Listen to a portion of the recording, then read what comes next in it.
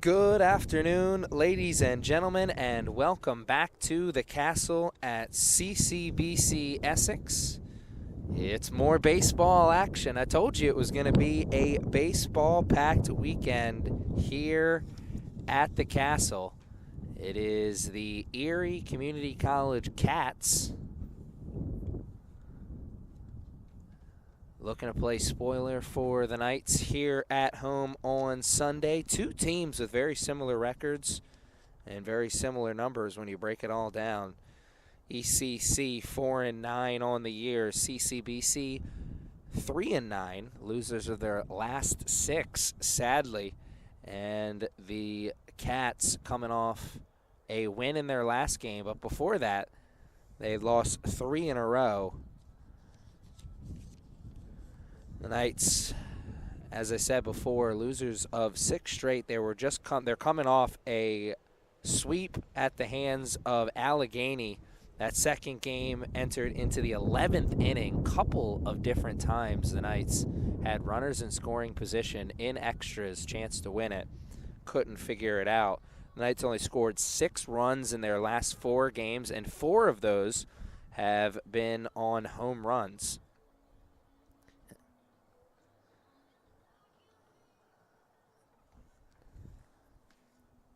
Some players to watch out for this Cats team. Garrett Wilson. Garrett leads the team in RBIs with 9 and is second in batting average at .375. He also leads the team in walks with 9, and his on-base percentage is .524. Doing the pitching to start things for the Knights is Dylan Proxmire, making his second start and searching for his first win. His first win would be in appearance number 3. So he's got 1 appearance in relief and 1 appearance as a starter, Dylan Proxmire. And I believe he starts Andrew Nanteo, second baseman and the leadoff man for the Cats with the 0-2.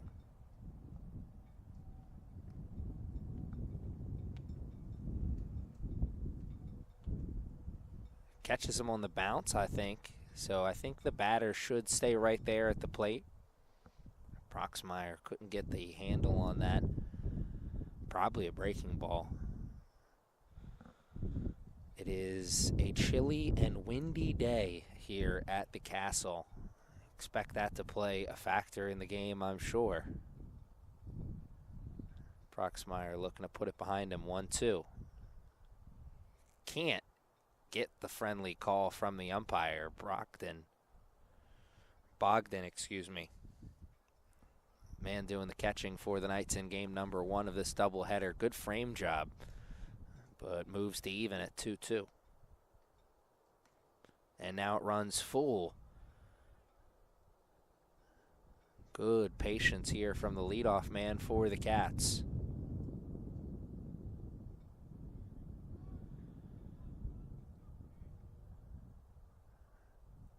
Payoff pitch put into play in foul territory. Robinson there catching it on the back pedal. And the Knights have 1, and that is a play that J.D. Robinson came up on the wrong side of in yesterday's games. Coming up, tracking a ball in foul territory.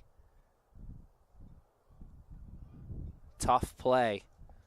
Couldn't make it yesterday, made it today. Good job putting it behind him. Stepping up, making the play when it is needed to be made.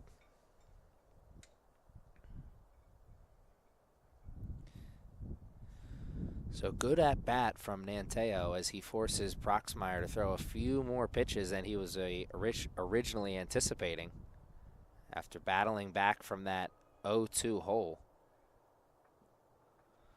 Some new faces out there in today's game for the Knights. Carlos Torres over at first and Will Jackson in left. Did not see them in yesterday's action. We've already seen Robinson with the catch over there in foul territory at third. Jimenez at short, Daniel Salgado at second, Shea Roman at right, and Sammy Cannella over in center field. Game one of a doubleheader between the Knights and the Cats. Knights looking to get their first win at home this season. Looking to get that first win that turns around their season. It's been a tough start to the year, but still a lot of baseball to be played. Well, we're not even to the warm part of spring yet. We're not even to spring, really. Though it should be a little warmer than it is.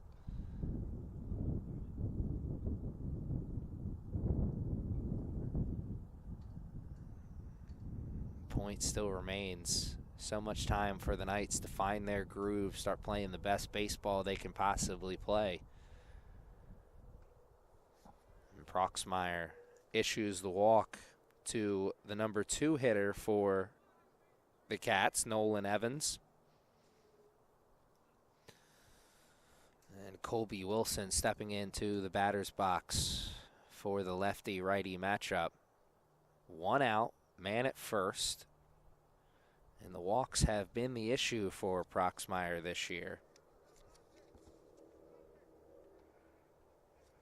8 walks issued coming into this game from Dillon, as he sends one right back to Jimenez. 1 and 2. An inning-ending double play. 1 pitch to the number 3 hitter, and it's a ground-out double play. And Proxmire puts the walk behind him and does the work to make sure he sees the minimum.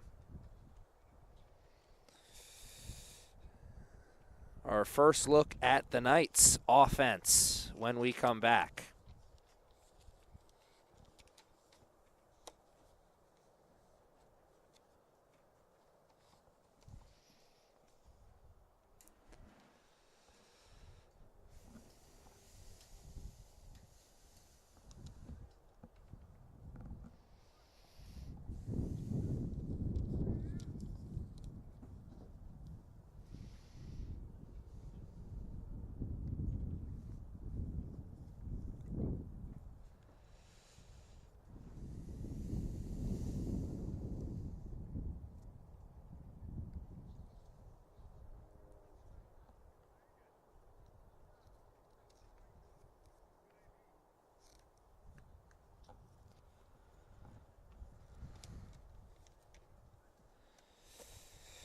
Dylan Morehouse doing the pitching for the Cats in game number 1. Dylan Morehouse making his 3rd start and searching for his first win, much like the starter for the Knights. It's a battle of Dylans. Though Dylan Proxmire spells his Dylan differently. It's D-I-L-L-I-O-N. And Dylan is old Bobby D-Y-L-A-N. Morehouse, 12 innings and 17 strikeouts on the year. He's got a 3 ERA through those 2 starts. Run support may be the problem for Morehouse in those 2 starts that he had. The 0 on the board for both teams so far. Knights trying to do their work here, as it is Joey Galloway, Shea Roman, and LT Jimenez to lead off the bottom of the first. J.D. Robinson will get a chance to bat from the 4 spot if the Knights can get somebody on.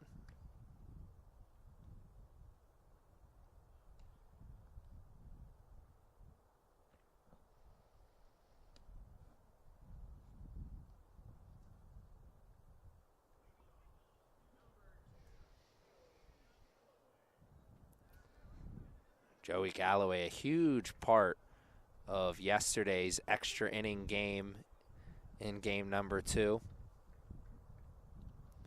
Batted from the leadoff spot, but also did some pitching yesterday as well.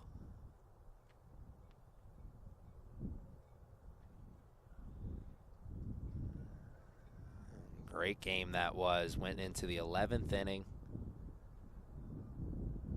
Some great defense, timely hitting, awesome pitching on both sides. Knights just couldn't get the ball to roll their way, so to speak. Putting it behind him, new day today. Galloway shows bunt, and he's quickly in the hole 0-2.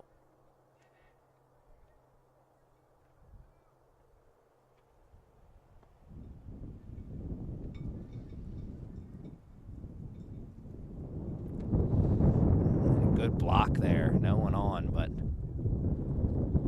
practice the good stuff. 1-2 now to the leadoff man for the Knights.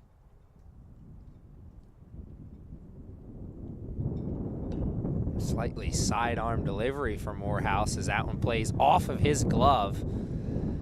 Galloway will reach safely.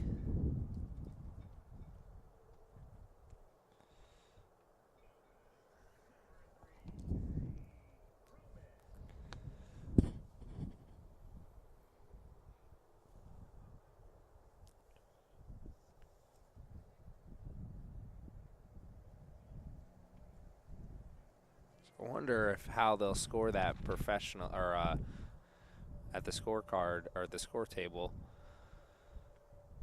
I'll get it right eventually. As Morehouse did get that on his glove, would have been a tough play for the third baseman to make as Galloway was hustling down the line. If Morehouse may have gotten it cleanly, he probably would have gotten him. I think they'll probably score that as an error, but regardless, we're moving on. Man at first, no outs. Knights, early chance for some offense. Katz, early chance to get the Knights to ground into a double play. Shai Roman in the hole, much like his counterpart Joey Galloway was. I'm sure the Knights talked about limiting their mistakes on the bases. 2 separate times in extra innings they had a runner thrown out at third.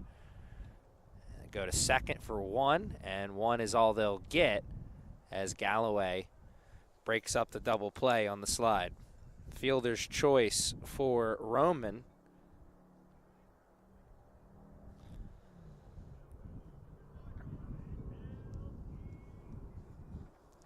LT Jimenez.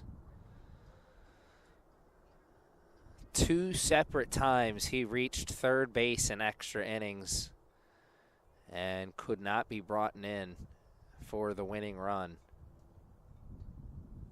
Had a productive day at the plate in game number 2. Jimenez leading the charge, hitting well over 300 at this point in the season. 337, I believe. Double check that in a moment. As we see Roman dive back. Nope, I gave him an extra couple points. He's hitting 333 right now, Jimenez.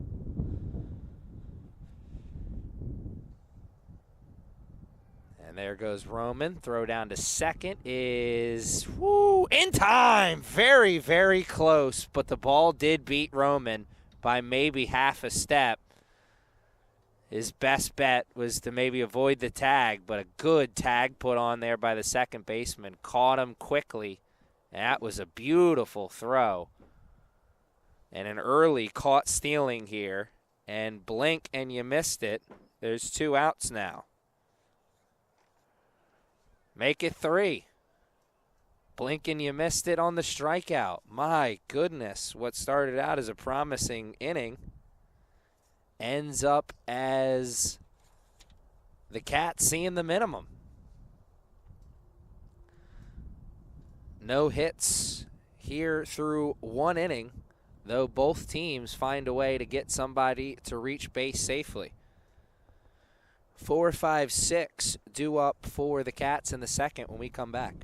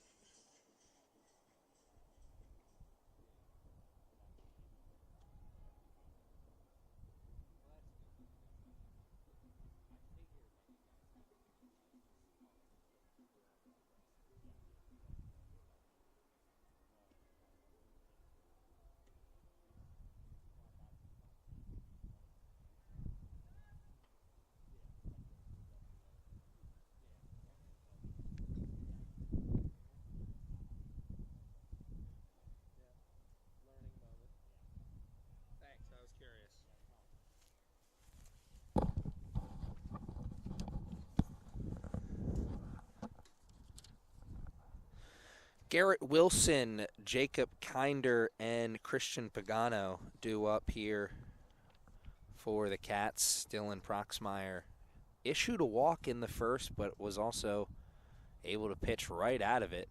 As one pitch later, he got the inning-ending double play that he wanted.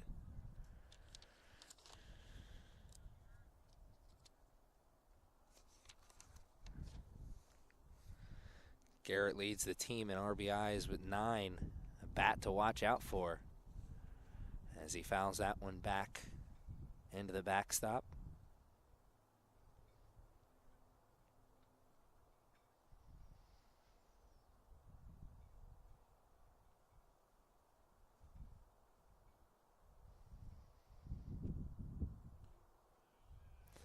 Can't get him to chase there.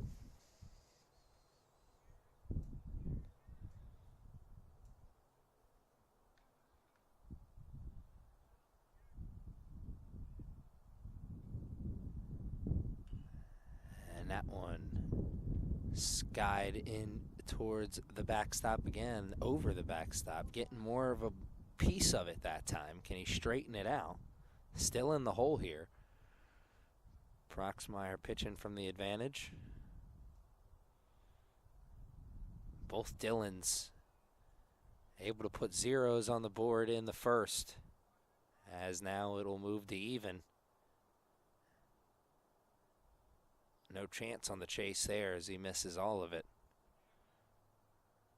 Look to come a little closer. Over to second, or excuse me, short. Jimenez was there, but slipped on the outfield grass. I'm sure Robinson thought he was going to get a crack at it, but it was quickly by him over at third. Jimenez backing him up in the hole. That'll be scored as the game's first hit by my book. Would have taken a perfect throw from Jimenez to get Wilson. Jacob Kinder, the DH for the Katz. Getting a chance to hit with one man on and no outs. Katz got that walk back in the first. They had one out. Double play, still Proxmire's best friend here, but have some more work to do afterwards this time around.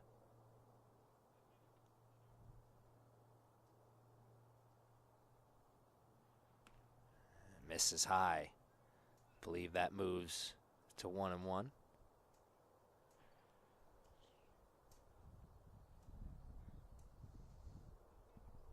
Sun is shining. Beautiful blue sky above us. Looks-wise, it looks like a beautiful day for baseball. But if you're out here with us, it certainly doesn't feel like a baseball type of day.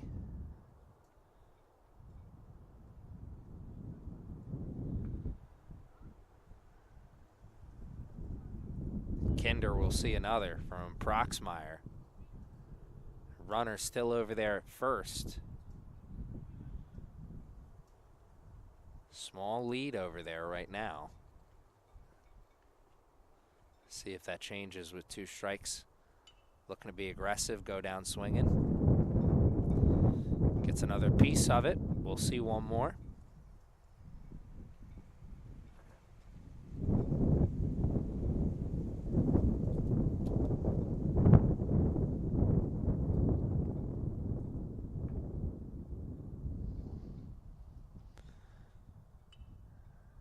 Again, good AB here from the designated hitter, Jacob Kinder, really looking to avoid not only going down on strikes, but also looking to avoid the weak contact. He wants something that he can drive here.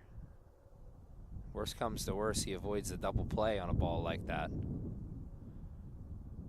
And he finds a ball to drive, sends it into the outfield. Will Jackson quickly plays it and gets it back in.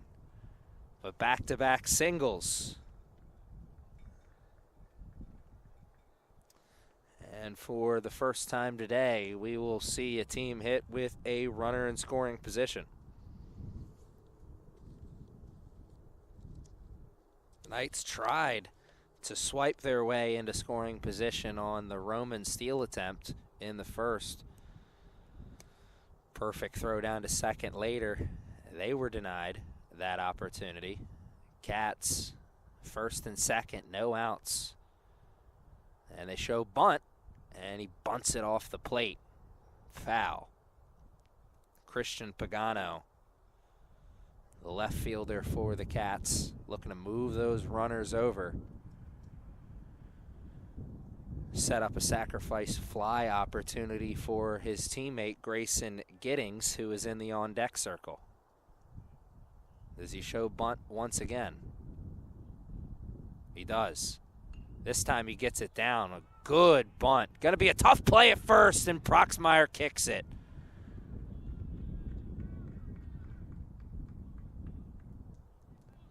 He put down a perfect bunt. You force the defense to make a perfect play.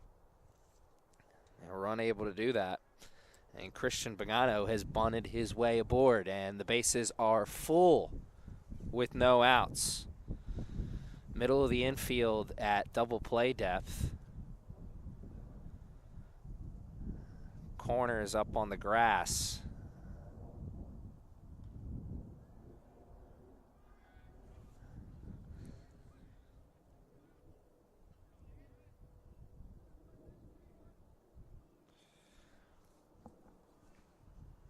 Proxmire pitching with his back up against the wall here early. 2 singles in that bunt and almost hit him there. Grayson Giddings knew he was going to get a chance to hit with runners in scoring position. He was hoping they'd be at second and third. To his pleasant surprise, they're full for him with the bases loaded. Good pop on the mitt. Got to find the plate this time.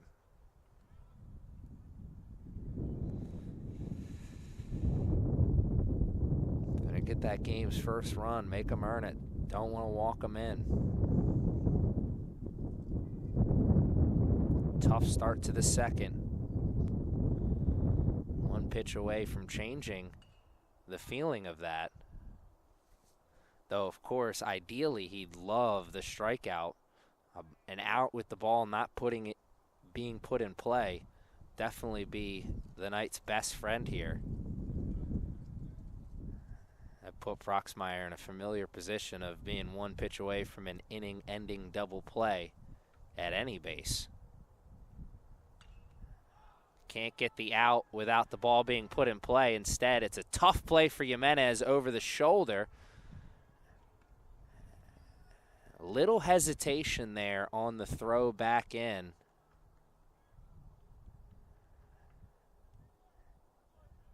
As the run is able to score on the sacrifice at third. The runners at first and second have to stay where they are. And I think a little frustration amongst teammates there as Jimenez made the catch over the shoulder. And that's a tougher play to get back in to the infield on a throw. Canella maybe had a better throw to the plate. Regardless, it is a sacrifice fly for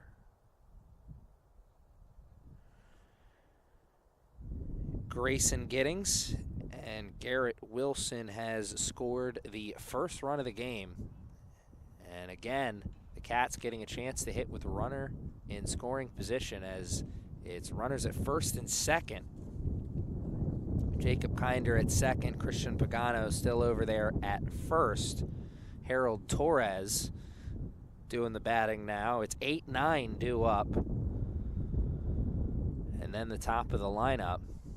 If Proxmire can't get these 2 outs here. And he gets held. Or he gets caught holding the sword going down on strikes. Harold Torres, the first strikeout victim of the day for Dylan Proxmire.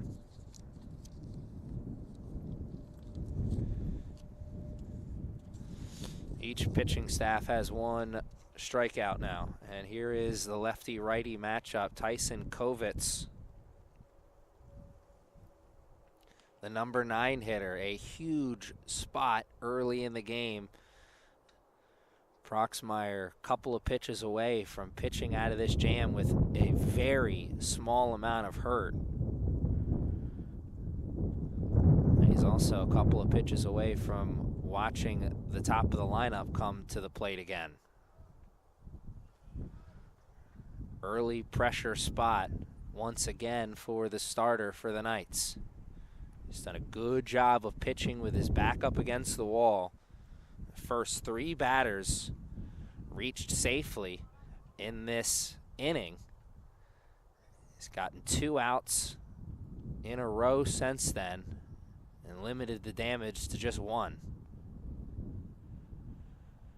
What does he have here again against the number 9 hitter? Comes to the plate with a nice strike, and now he's 1 away.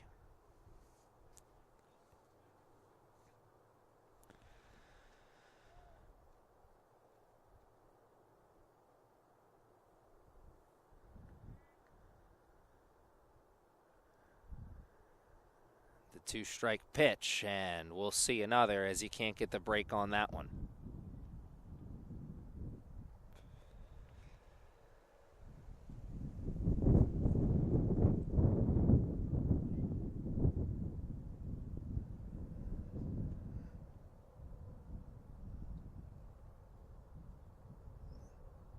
And now it's full.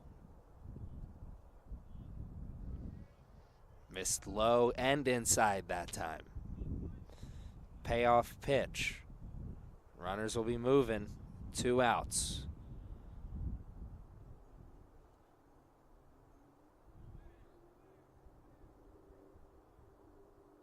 And Kovitz will see another as he sends it foul and over towards his own dugout.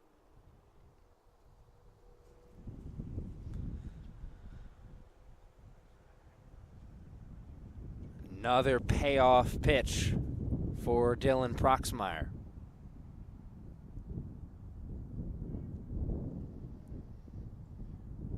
The 3-2 pitch. And he earns the walk. Kovitz. And they are loaded for the 2nd time in this inning.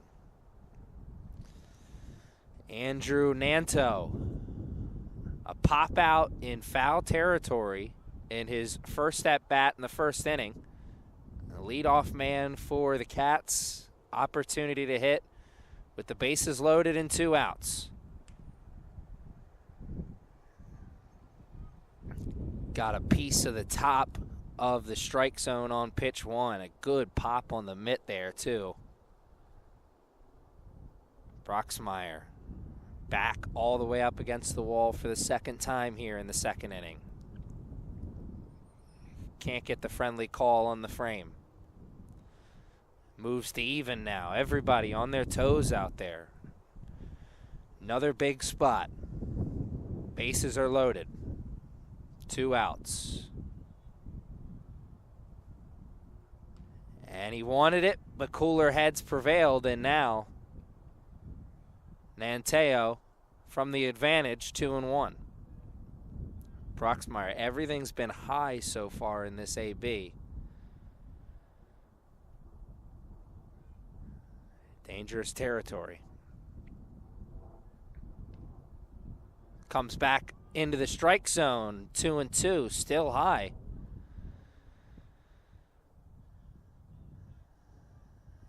If it's high, let it fly. Nanteo, does he get fooled one more? 2-2 pitch, 2 outs. And it's full again. Back-to-back batters have worked it full now. Payoff pitch, bases loaded, 2 outs. The Cats have struck for 1 already. Can they find another?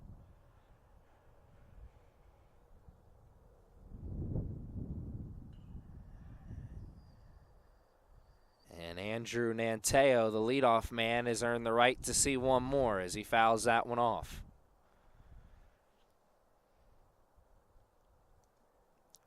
Proxmire looking to make sure it's just one. Another payoff pitch. And how about one more? Proxmire has that pitch fouled backwards, a little bit up the third baseline, but he got less of that one. Proxmire move it around on him, get the strikeout. He cannot. It is back-to-back walks. And it is now 2 runs aboard for the Katz. Still 2 outs. Oh, it's not looking good here right now. Nolan Evans drew a walk in his first at-bat. Getting a chance to hit with the bases loaded. And Dylan Proxmire starts him off with a ball.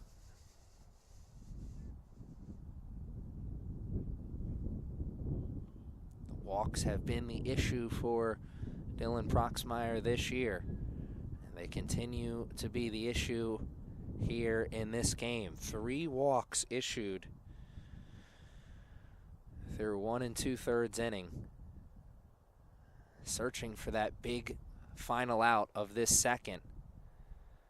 Try and keep the damage to a minimum.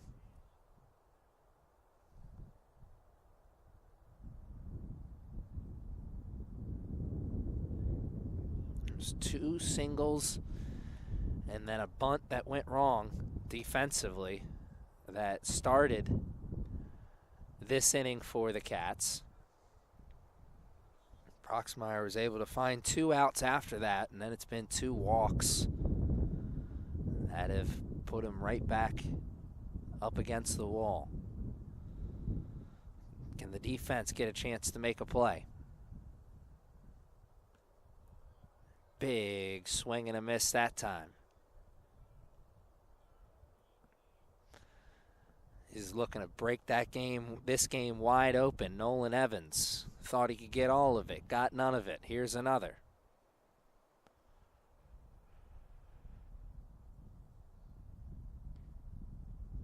Gets him looking for strikeout number 2 in the inning, but the damage is done, at least to start, as the Katz find the first 2 runs of the game. Can the Knights find their first hit of the game? It is 4-5-6 for the Knights when we come back.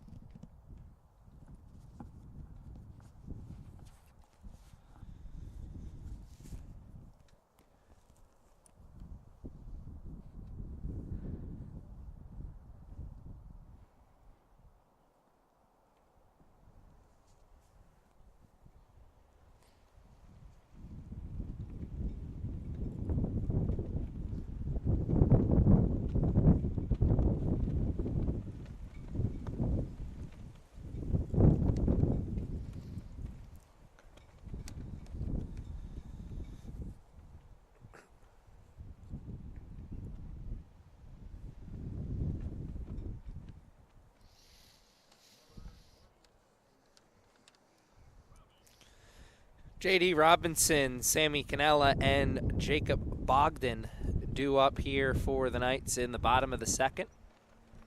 J.D. Robinson, 3-run home run in game number 2 yesterday. First pitch swinging here in game number 1 today as he grounds out to the third baseman for out number 1 in the second. Sammy Cannella also had a home run yesterday. His came back in game number 1. He also got to feel like Barry Bonds for a moment yesterday when he was intentionally walked in extra innings.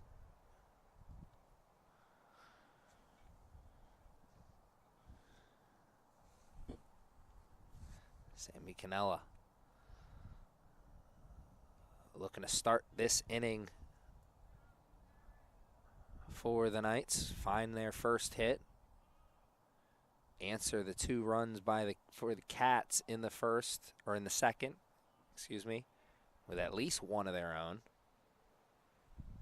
I think that was the big difference in the game 2, as game 1 actually ended up being an ugly one for the Knights, a final score of 13-2, but that game was closer than the final score indicated.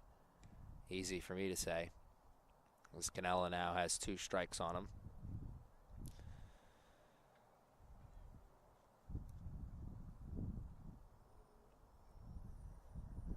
Cannella has 3 strikes on him as the outside portion of the plate is friendly for both teams. And both pitching staffs now have 2 strikeouts each. Morehouse has 1 in the first and 1 in the second. Proxmire picked both of his up in the second.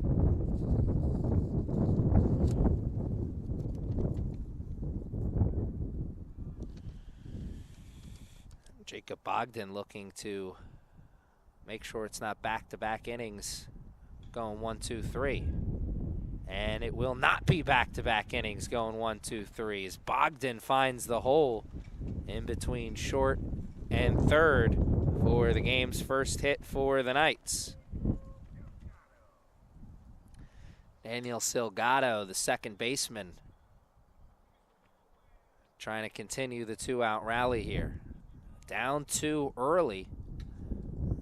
The Knights trying to answer. Good piece of hitting by Bogdan. Great effort play from the shortstop, just couldn't get it in the mitt. Bogdan probably would have been safe either way, as it would have taken a perfect throw from the back seat of his pants to get the hustling catcher. So Gatto, big cut in the hole here, 0-2, as he showed bunt on the first one.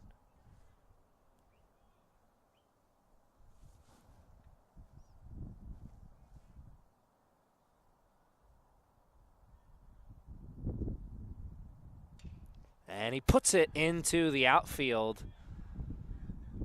2 outs, 2 strikes, back-to-back singles now from the bottom of the lineup.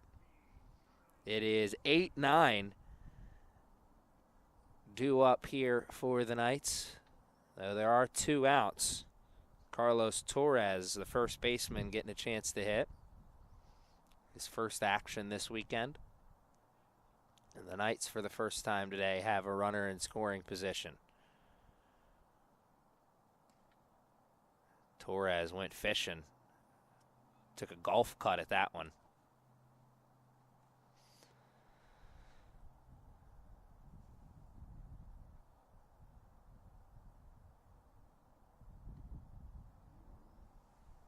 Same pitch, same result, though this time Torres gets a little piece of it.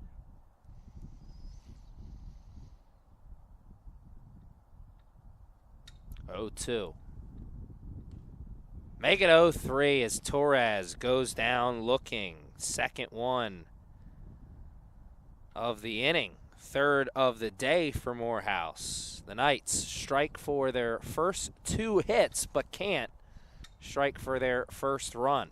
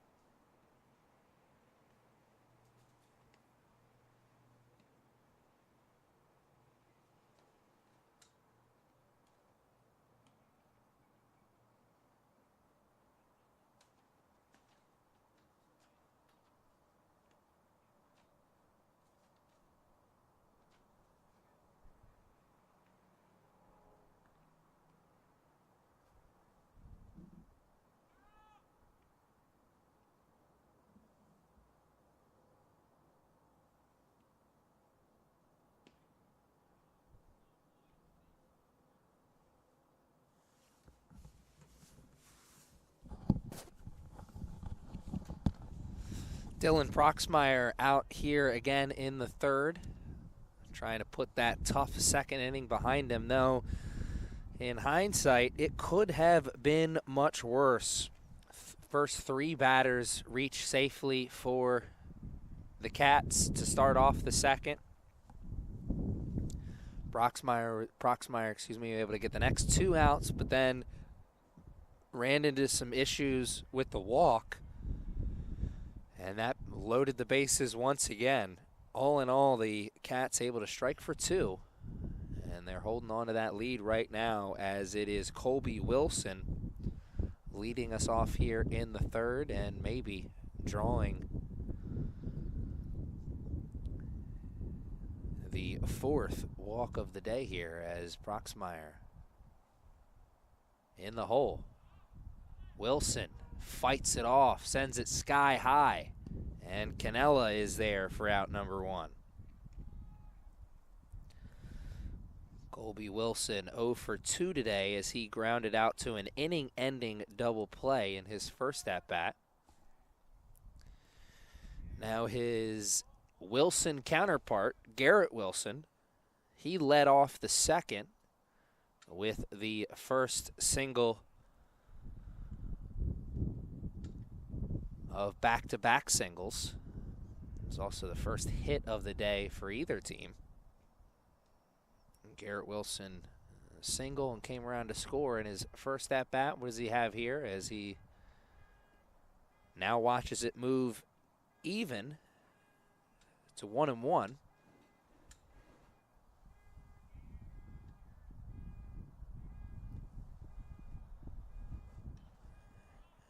now he's in the hole 1-2.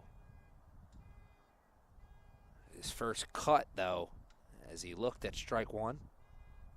Can he straighten out the next pitch and send it for a ride? As he got a good piece of that. It won't be on that pitch, as that one is well outside. 2-2.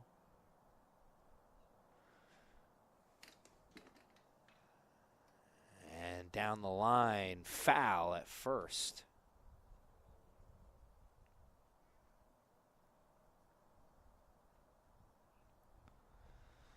Garrett Wilson has earned the right to see another. What does he see? He sees one he sends for a ride to left. And Jackson is there for out number 2. So the first two batters send one into the outfield, but for routine catches. Deep, but not deep enough. Sammy Cannella with the first. There is Will Jackson with the second. And now there are 2 outs in the third. Could this be Dylan Proxmire's second 1-2-3 inning of the day? It is, as Will Jackson is there again for the out. A little tougher catch, but he had some room and plenty of time to spare for the speedy Jackson, who will get a chance to hit. He is the leadoff man for the Knights in the third when we come back.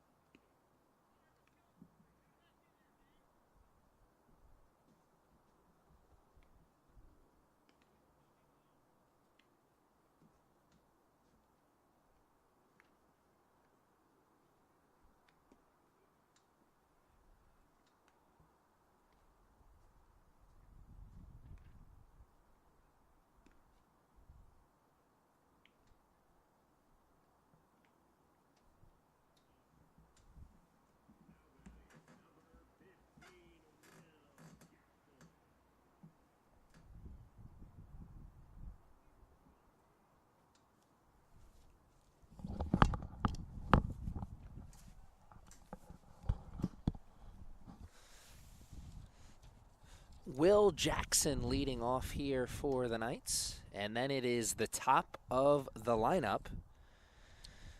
The Knights found their first 2 hits of the day in the second. Couldn't find the first run. They're still down 2-0.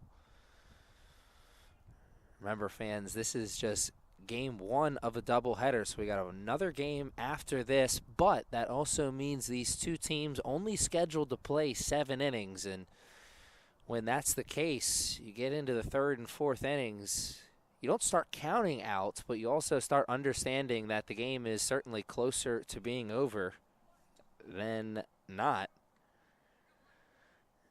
Will Jackson's at-bat is over after that one, and the K party is starting to pick up here for Morehouse as he had 2 in the second, and he starts the 3rd off with 1. That is now 4 strikeouts total.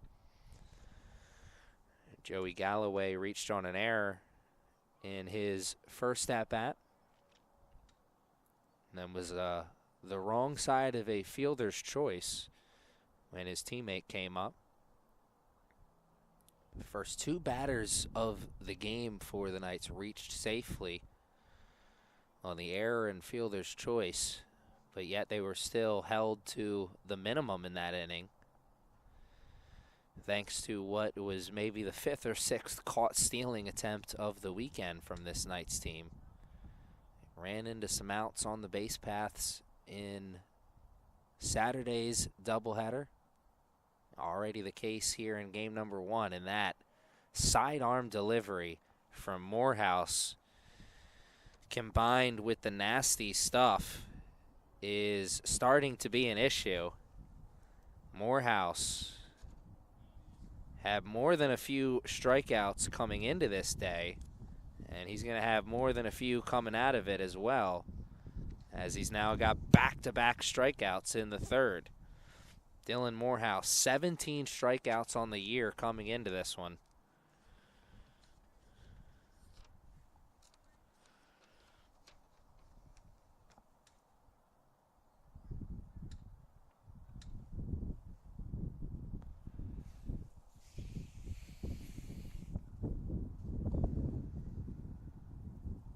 Shai Roman doing the batting now for the Knights. The number 2 hitter. He won't go down on strikes, but it will be a 1-2-3 inning for the Knights as he flies out to center field for the 3rd out.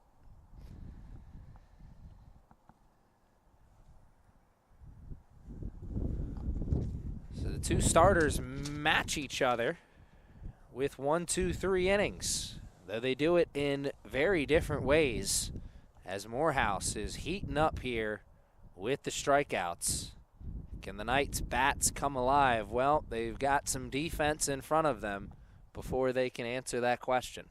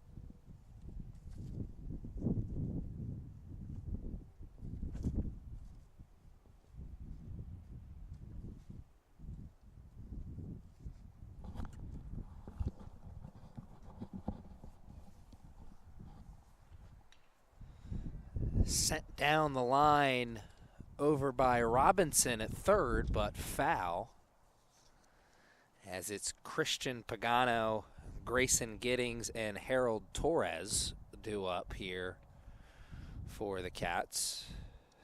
Christian Pagano laid down a bunt in his first at-bat. He thought it was going to be a sacrifice bunt, and then off Dylan Proxmire's toe it went, and he found himself safely at first. Got stranded over at third to end the inning, and he goes down on strikes here to start the fourth. Dylan Proxmire saw his counterpart rack up the strikeouts, I should say. He said, that looks fun. Let me get in on that. He now has 3. Problem with that is he has 3 strikeouts to go with his 3 walks. Only 1 walk issued by the starter no walks issued by the starter for the Katz. And that really has been the big difference here today. Both teams have 2 singles, but the Katz have been able to get guys on base in other ways.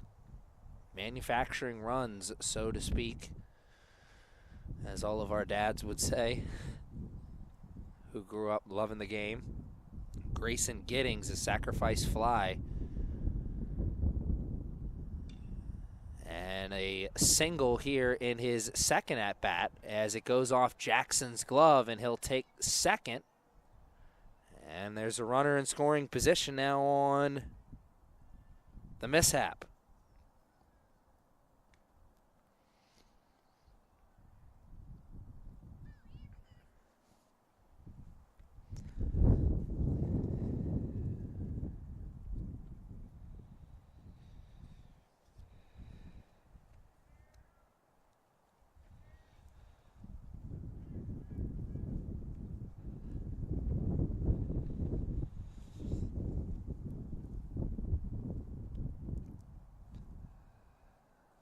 Grayson Giddings on with the single and then takes second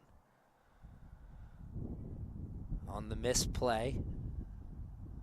So Harold Torres, the number 8 hitter and the catcher for the Katz, has a chance to hit with a runner in scoring position with his team already up 2 in the 4th inning.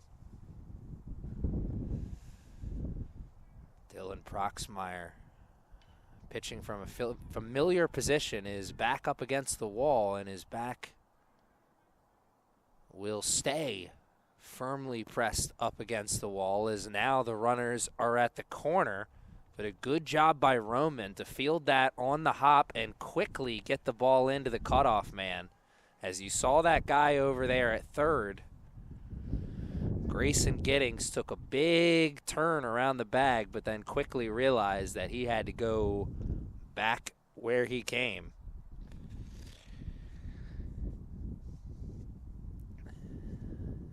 And it's Tyson Kovitz who drew a 2-out walk in his first at-bat in the second. He is getting a chance to hit with runners at the corner, looking to avoid that double play, and I bet that is what the pitching coach is talking to his starter about right now, as he just motioned right over to the middle infield of Daniel Salgado and LT Jimenez. I'm sure probably talking to them as well about a course of action they could potentially take here against the number 9 hitter in a big spot here now after back-to-back singles.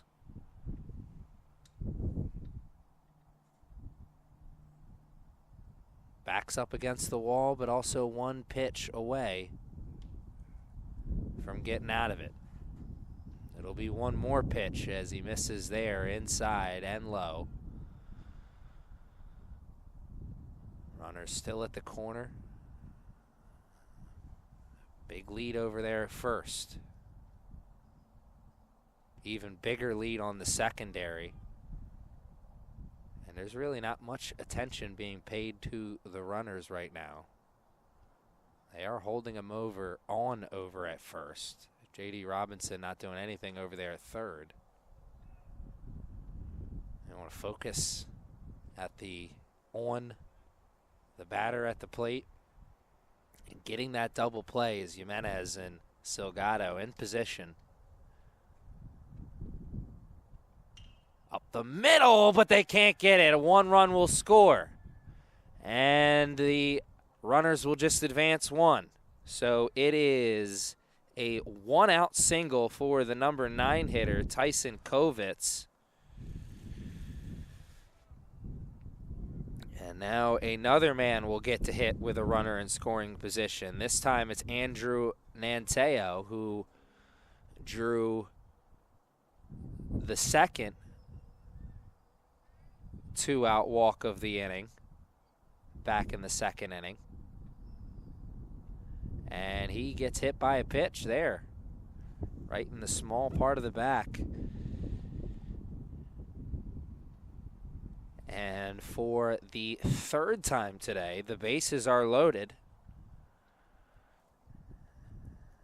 And for the second time today, Nolan Evans gets a chance to hit with the bases loaded. The last time he went down on strikes, he's 0 for 1 with a strikeout and a walk.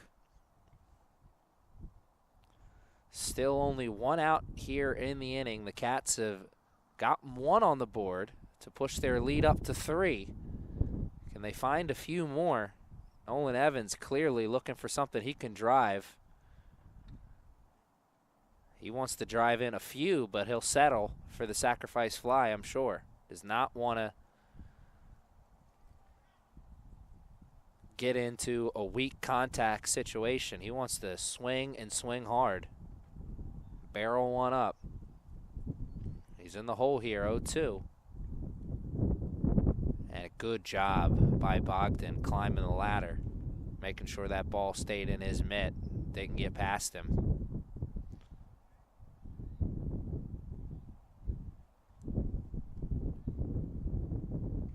And almost buckled him, but he just missed. Should be even now at 2-2. The bases still full. Pressure pitch. And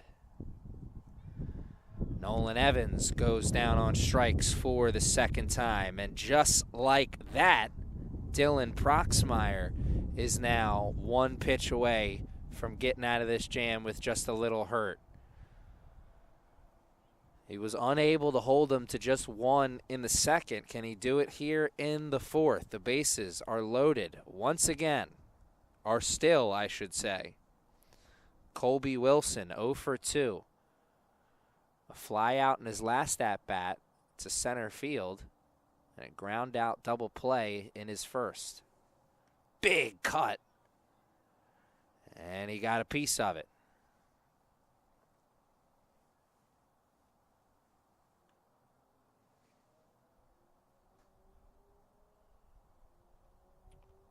Pressure pitch. Got him looking on that. He's now 1 strike away.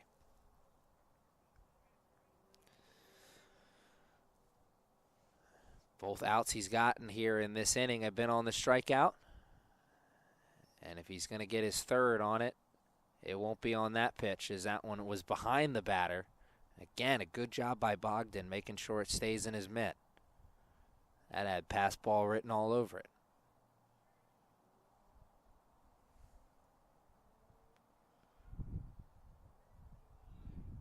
And he's going to first as it is another hit by pitch. Got a piece of him, says the umpire.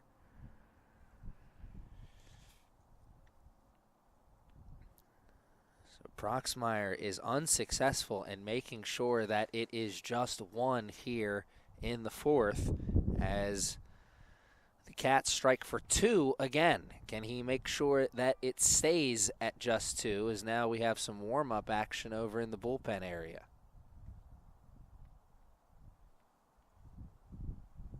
Bases loaded. Still here for the Katz. Garrett Wilson, a single and a run scored, and then a fly out.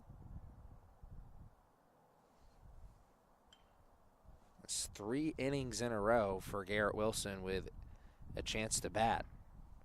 As he batted in the 2nd, 3rd, and now the 4th.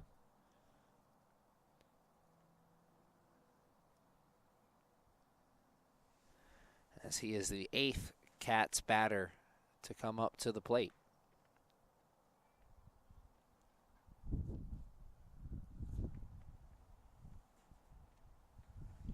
Proxmire putting the struggles behind him and almost getting Wilson to chase there. Almost counts for very little, though, right now.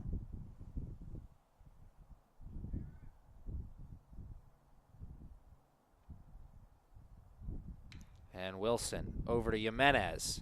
And Jimenez bobbles it on the throw over to second, and one will score. Garrett Wilson reaches on the error. And those 3 straight singles have all come around to score. The bottom of the lineup, 7, 8, 9, productive in this inning for the Katz. They're the ones who had the 3 straight singles, and they have all come around to score. As since then, it has been 2 hit by pitches with a strikeout sandwiched in between, and then that error that we just saw a moment ago. Sure, it's kind of a tougher play than you imagine for Jimenez. You get it in the hole like that, probably thinking third immediately because that's the one closest to you, but quickly realized he didn't have it at third with the speedy runner. Tried to get it over to second, but just bobbled it. That was then. This was now. Kinder flies out for the final out in the 4th. More damage done as the Katz strike for 3 this time. It is 5-0 Katz. Can the Knights find their first offense and come alive and have us singing a new song in this one?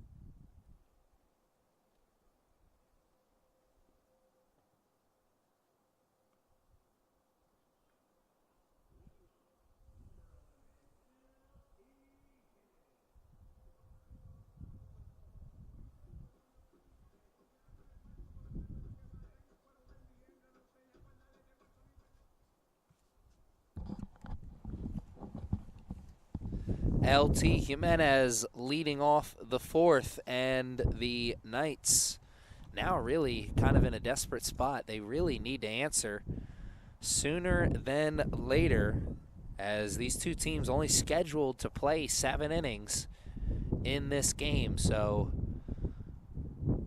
the Cats aren't counting outs, but I can count them for them. The Knights are down to their last 12 outs here as we start this 4th inning. And Dylan Morehouse continues with the strikeout party. He has a strikeout in every inning so far. And if he can get another one here in the 4th, it'll be 3 straight innings with at least 2 strikeouts. And Dylan Morehouse had 17 Ks on the year coming into this one. I'm certainly sure he's going to catch some scouts' attention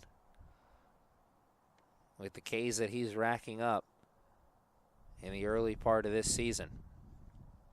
He's got some good stuff, great movement, and then that sidearm delivery.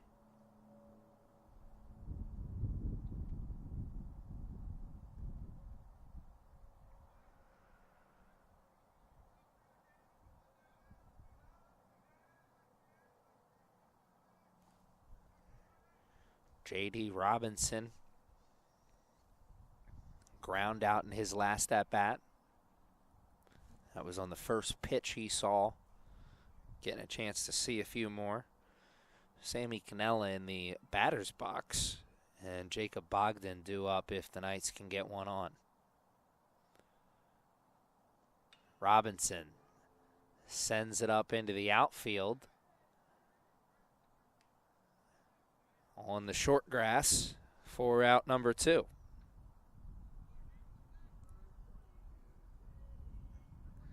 That was up the elevator shaft. Six straight batters retired now for Dylan Morehouse.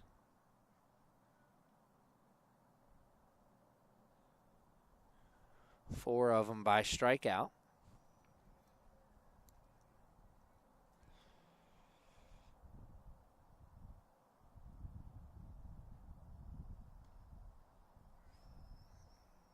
Sammy Cannella looking to avoid making it back-to-back innings, 1, 2, 3.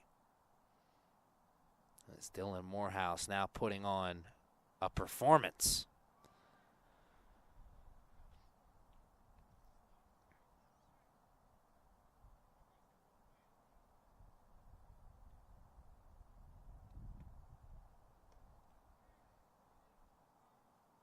Got a piece of it. Sammy Cannella. Can he get the whole thing?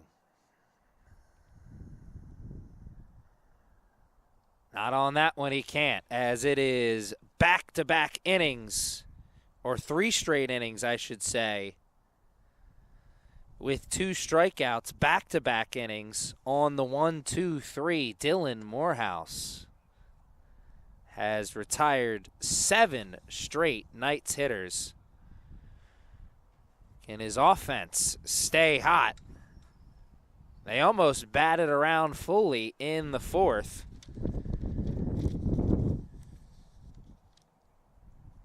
As Christian Pagano will get another chance to hit to lead off the 5th for the Katz.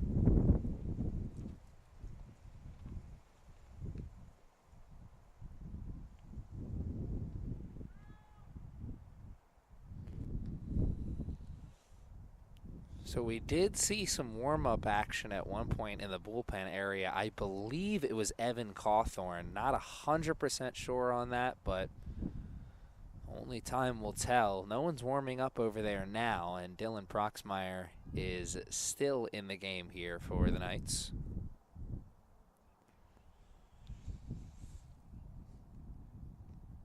So Christian Pagano started the 4th with a strikeout, and he ended the 4th in the on-deck circle.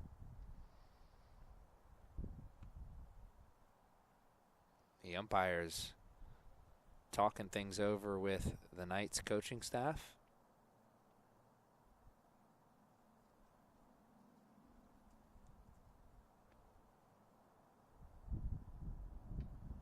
And now they're going to go over and talk to the coaching staff of the Katz. Not sure what's going on here. Or maybe we'll figure it out.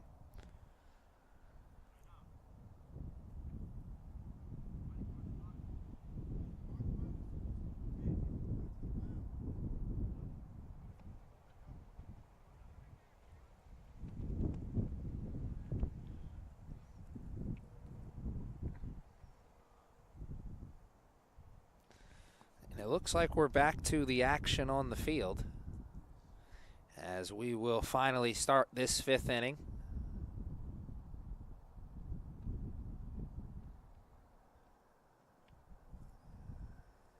And we'll start it with an intentional walk or a balk.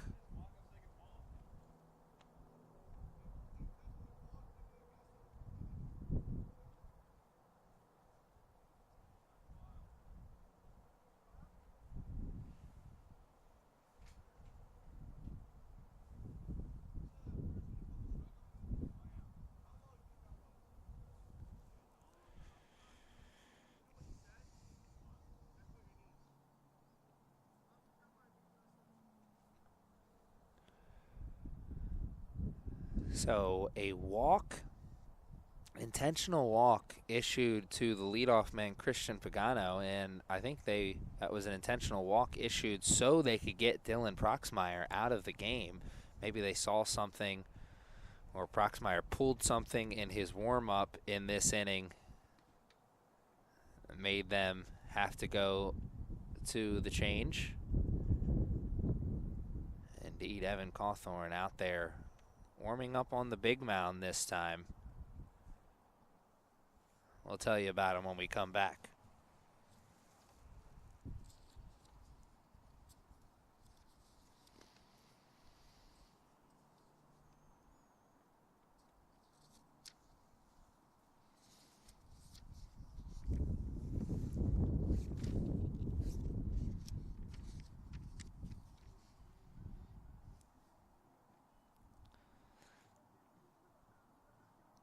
Evan Cawthorn will be making his 2nd appearance here. In his first appearance, he got through 2 innings. I'd love to see him get through 3 here, as that'll take him to the end of the game. Maybe, hopefully for the Knights, a chance to win it in the bottom of the 7th if they can't take the lead between now and then. Currently down 5. And Cawthorn trying to put a couple zeros on the board. Proxmire put 2 zeros on the board, but he spotted the Katz a 2 and a 3 in between those zeros. Or I should say on the other side of those zeros.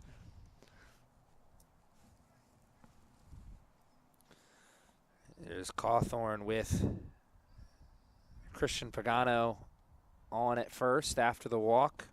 Grayson Giddings, Harold Torres, and Tyson Kovitz now due up if the Katz can avoid the double play. Cawthorn, quick move, but it gets away from Torres. And if that would have been in the mitt, that would have been a tough call for the first base judge. Cawthorn, much like Michael Gamble on this Knights pitching staff, really quick move back to first. See how that adjusts his thinking over there at first base. He's got to go all the way back on Silgado as he easily makes the routine catch on the pop out.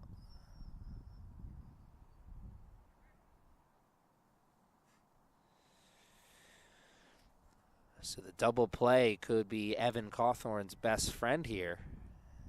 Chance to make it a 1-2-3 inning, as Harold Torres will look to get something he can drive.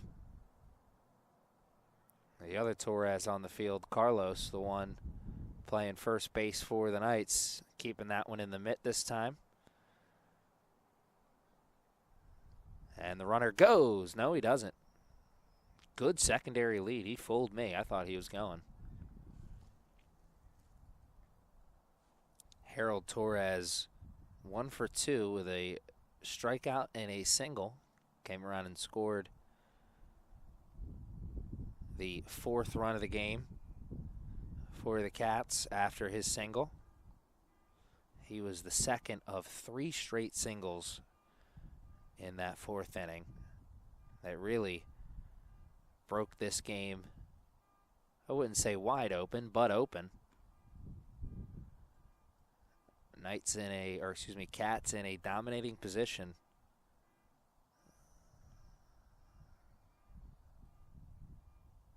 Looking to hand the Knights their 7th straight loss. Cawthorn quick back on the throw. No tag applied. As quick as Cawthorn was, Pagano was quicker. Focus back onto the hitter. And that had inning-ending double play all over it if Torres swung at that one. Good movement on the low portion of the strike zone there.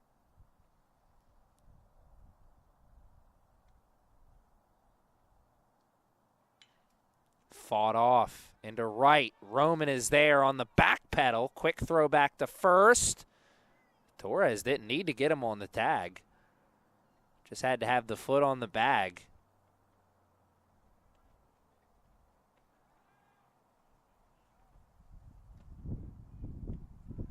Miss out on the double play opportunity as he gets back in time. Torres flies out to right field for out number 2. And Roman catches it on the back pedal. Nice play out there in right.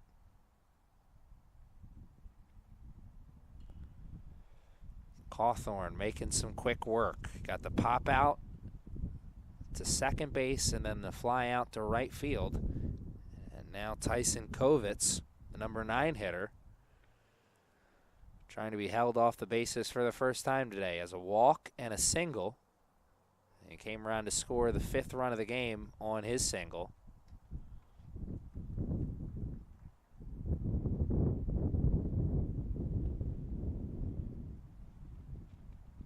He was the one who came in to score after the second hit by pitch.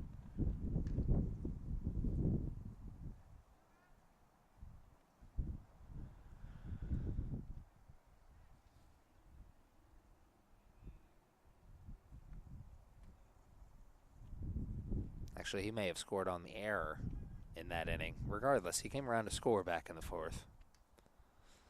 And he's looking to start a 2-out rally here in the 5th. I guess it wouldn't be much of a rally as the Cats are up 5 already. It'd be a 2-out dance party. Trying to build some more separation between them and the Knights. Cawthorn trying to put a 0 on the board for the 3rd time today. Give the offense a chance to come alive.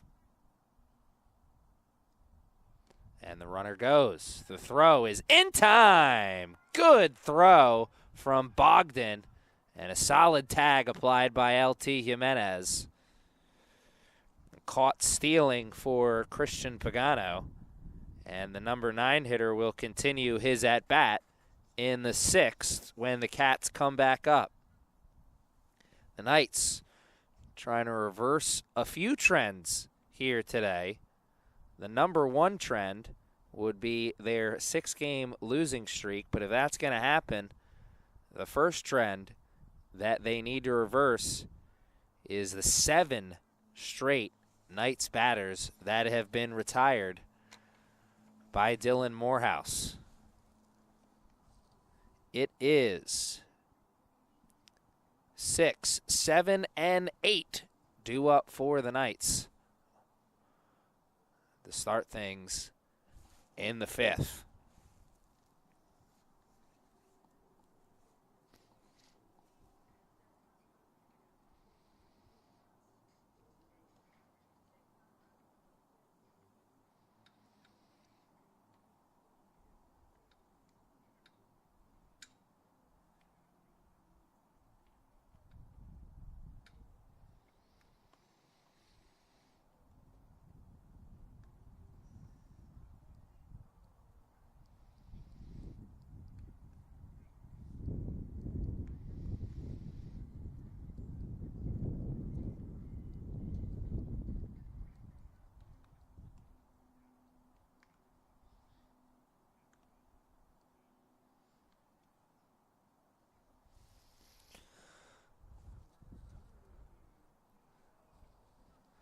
So Jacob Bogdan ended the top of the 5th with a laser of a throw down to second base to catch the runner stealing. Can he get his second hit of the day and start a 5th inning rally that gets this Knights team back into this game? Knights would love to, at worst, make it a save situation here, as they are running out of outs as we start the 5th. Bogdan an early 0-2 hole. Excuse me, 1-2 hole.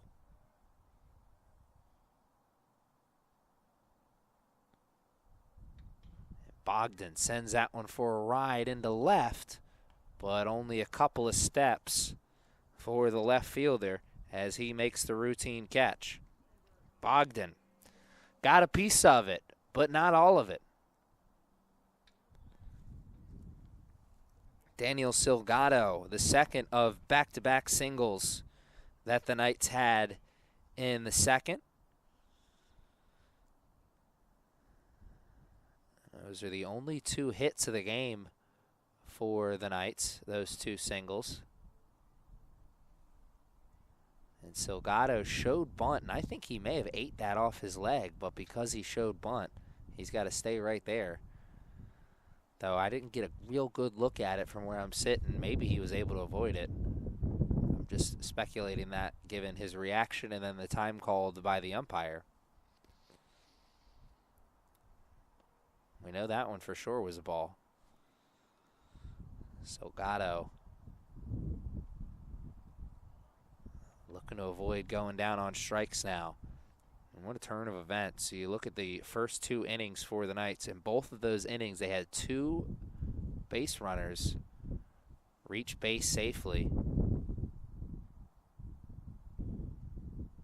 Back-to-back singles in the second. They had an error and then a fielder's choice in the first that produced base runners. And ever since then, they have been shut down. As coming into this inning, it was 7 straight. It is now moved to 8 straight after the fly out, and Silgado in danger of being 9 straight. Nope, it ends there as he draws the walk on the good eye. I'll tell you what, I certainly would have swung at that one. That was close, but Silgado knew it wasn't that close.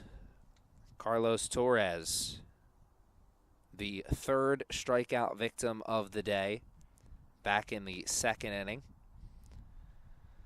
It's an inning-ending strikeout. This time, Carlos Torres looking to avoid an inning-ending double play. Silgado. The Knights have already been caught stealing once today. That came all the way back in the first. But given where the game is and also just the way the Knights play, you can't expect them to loosen up all the way on the bases. They're going to be aggressive. So Silgado, big old secondary lead, back pick. That was close. And cooler heads will prevail, I'm sure, over there at first. Silgado will shorten up one of those leads.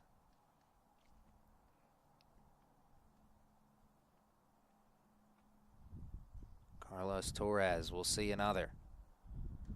And he stays away from that one. That started out nicely, but the bottom dropped all the way out. Couldn't get to hover around that bottom portion of the strike zone. And Torres, another big cut. I think that should move it to 2 strikes.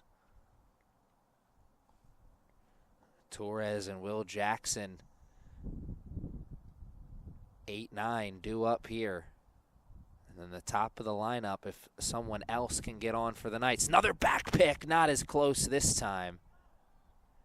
And it mattered very little. Or it mattered a lot. I thought that one was outside. It wasn't. Carlos Torres goes down on strikes for the second time. He goes down looking this time. That could have been a big 2-out turn of events. Silgado quickly got back, though. 2 outs now in the 5th.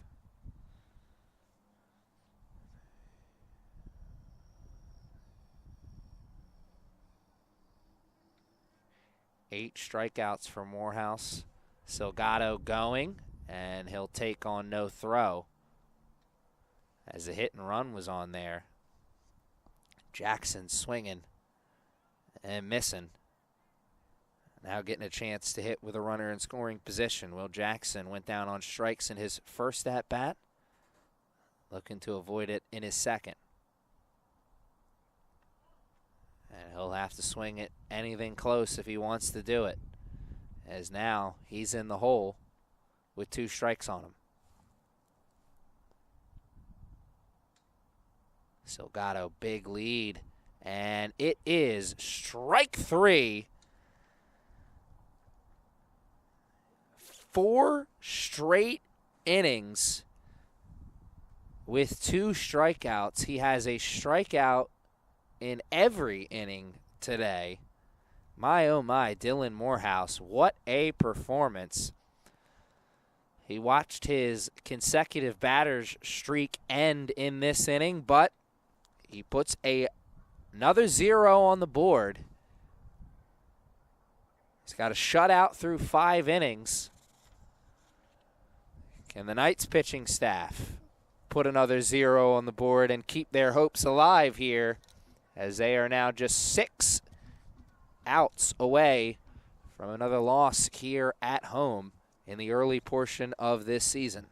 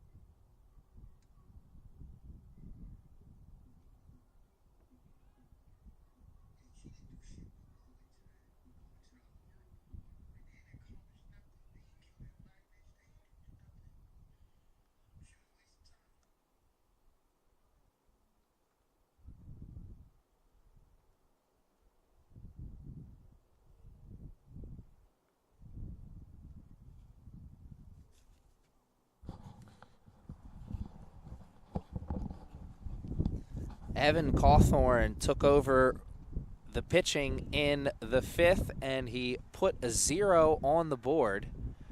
And he has got his first out here in the 6th on the ground out to the number 9 hitter, Tyson Kovitz. Tyson Kovitz was continuing his at-bat from the 5th after the caught stealing from Christian Pagano. It is the top of the lineup now for the Katz. Andrew Nanteo and Nolan Evans.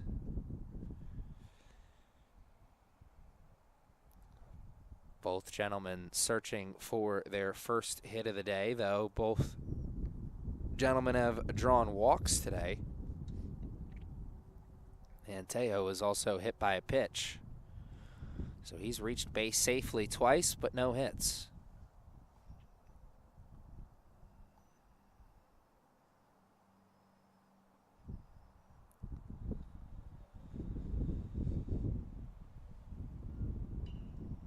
Into the hole over between short and third.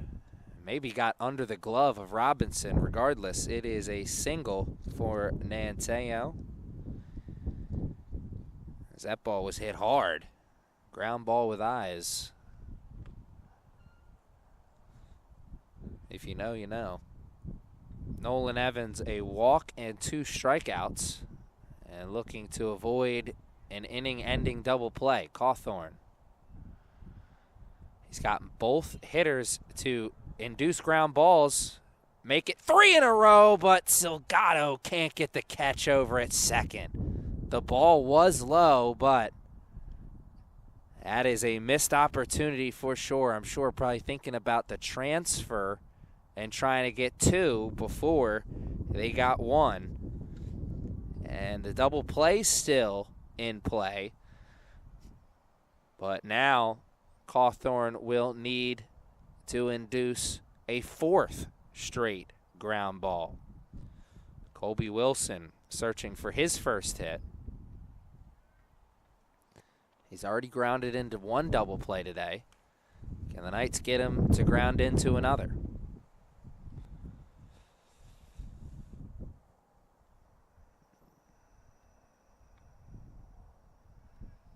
Game 1 of a doubleheader almost over here, as these two teams only scheduled to play 7 innings, and we are 1 out into the 6th, the top of the 6th.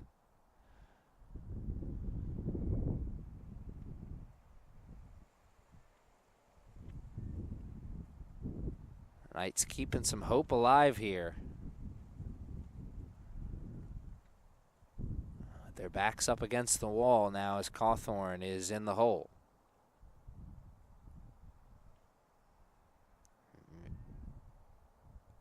If Wilson is able to draw the walk or get on in some other way, it'll be the 4th time today that the Katz were able to load the bases. Every other time they've been able to bring at least 1 run across. And there it is, the walk. Like Thanos, felt inevitable that time. Cawthorn, not his best stuff on that battle, but an opportunity to put that behind him as another man steps into the batter's box with a bat in his hand. Garrett Wilson. A single and a run scored in his first at-bat, a fly out, and he reached on an error since then.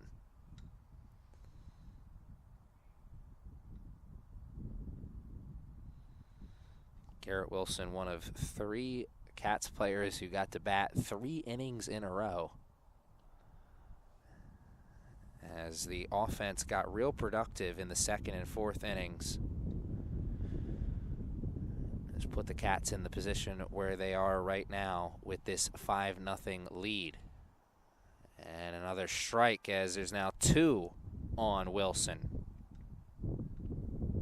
Cawthorn looking for his first strikeout of the day. Strikeout or double play, his best friend right here. And he will get neither, as that one is high. The bases are loaded. The middle of the infield at double play depth. Corners on the grass.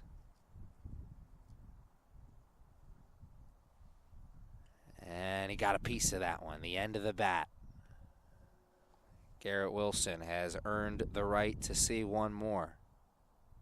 Can he get the barrel on that 1 more?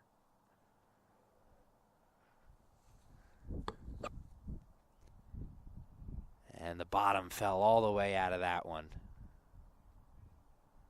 Good breaking pitch. Couldn't get him to fish for it, though. Pressure pitch. Bases loaded. And Wilson will see another.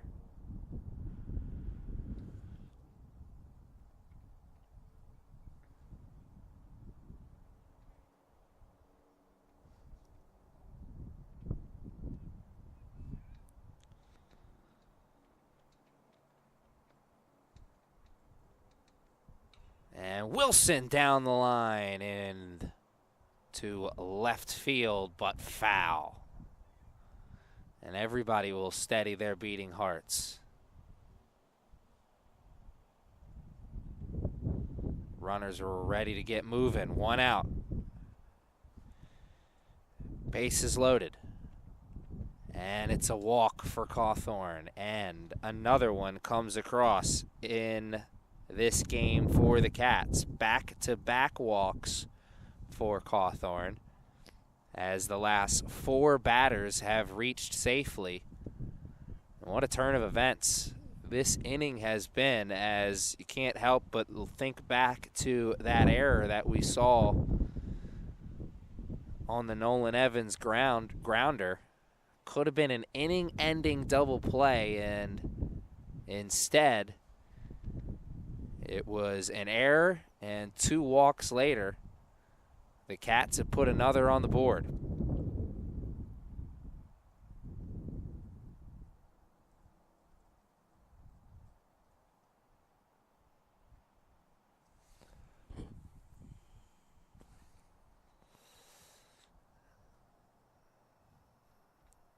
Wind hasn't picked up, but the temperature has definitely dropped a little bit here as things continue to get cold and breezy on this March Sunday afternoon. Umpire trying to break up the meeting of the minds at the pitcher's mound, understanding that we got a whole nother ball game in front of us. I always find myself wondering if the umpires want to speed the game up a little bit on a doubleheader like today. And somebody calls time and they sigh. Oh, really? Jacob Kinder, a single and 2 flyouts. And a good job of blocking that pitch, as that had pass ball written all over it. Still only 1 out here in this inning. And it came on the first batter of the inning. Ground out to start things. And then a single into the hole between short and third. A missed opportunity on a potential double play ball, and 2 walks later, the Cats have scored 1, and they've got it loaded for the 4th time today. And now Cawthorn in danger of working a 3rd walk. Body language has changed here for Evan Cawthorn in this inning. Struggling to find the strike zone.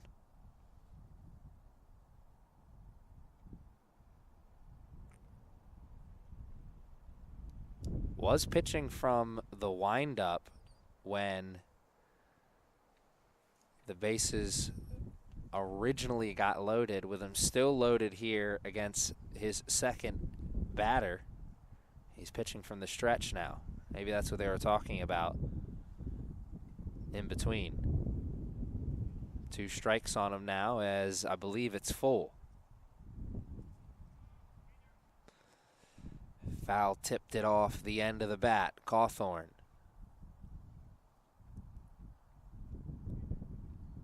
Strikeout, double play, still on his mind. And he will get neither, as it is a 3rd straight walk.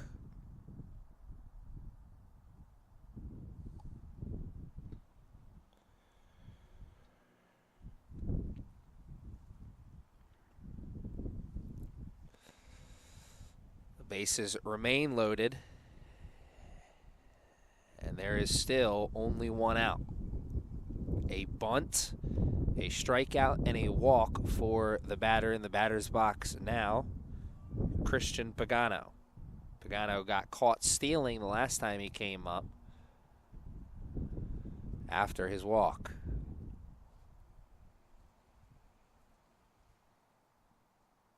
Second straight inning with a chance to bat for Pagano.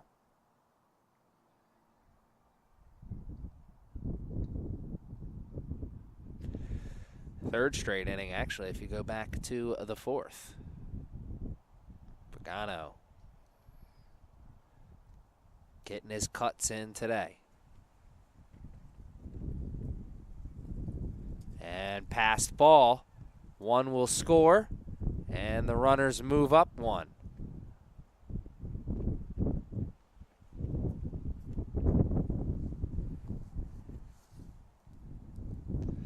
So the bases are no longer loaded. First base is open. Double play ball.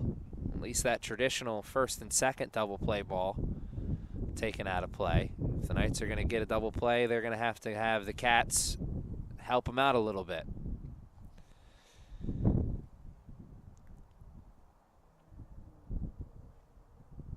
Evan Cawthorn, though, much more focused on the runner at the plate.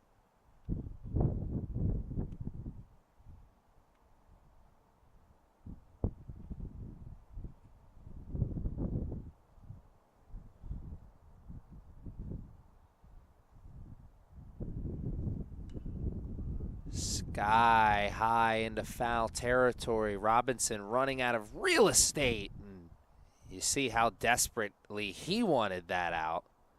Everyone aware of the damage being done here in this one.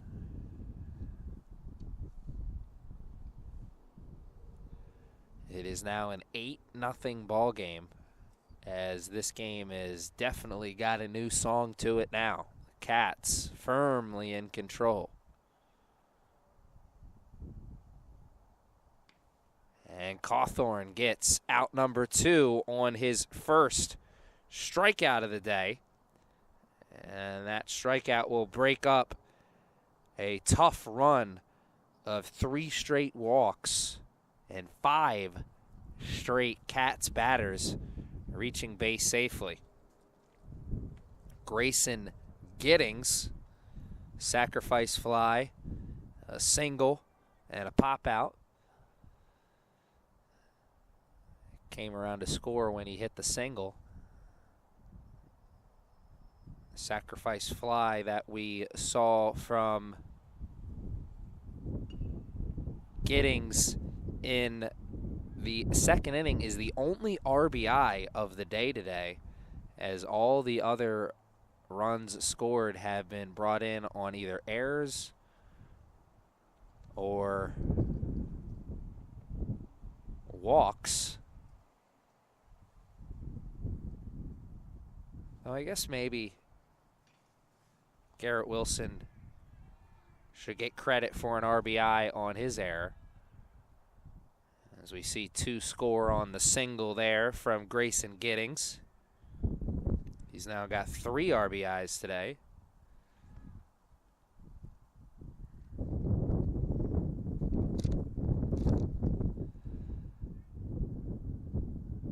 And no warm-up action in the bullpen, so this is Evan Cawthorn's game. As 2 more runs score.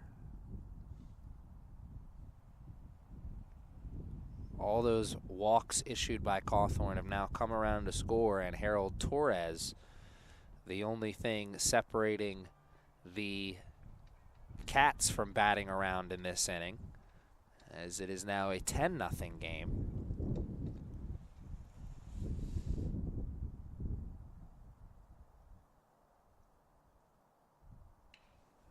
Torres with a shot into right, and they will bat around. Torres will get the double, and it is runners at second and third for Tyson Kovitz as he steps into the batter's box for the second time in this inning.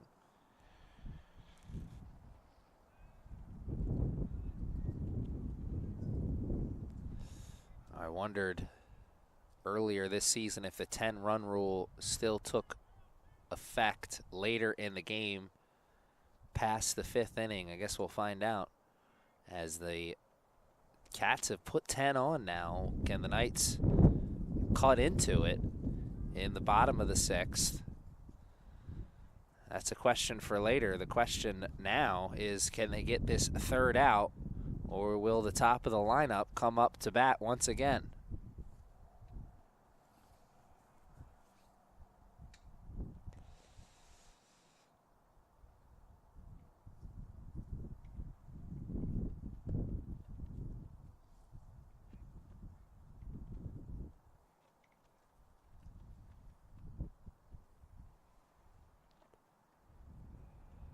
Cawthorn's in the hole here. A trying to avoid having the bases loaded for the second time in this inning.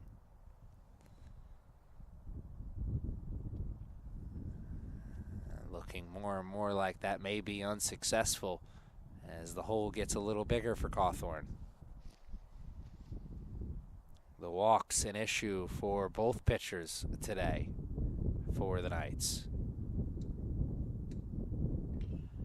As that one sent into left, Jackson cannot get it on the back pedal. Great track, but just out of his reach. And it's a 2 RBI double for Tyson Kovitz. Effort gets you mighty far in life, and if effort counted for outs, that would have been the third out of the inning for sure, as Jackson stuck with it all the way, had it play off the glove at the last second. So the top of the lineup does come up. It's a 2 RBI double for Tyson Kovitz as Giddings, and the nightmare continues. As just like that, Kovitz comes around to score. As Andrew Nanteo picks up his second single of the inning. This one will come with an RBI. Will it come with his second run scored of the inning? As I believe it's now 13-0 Katz.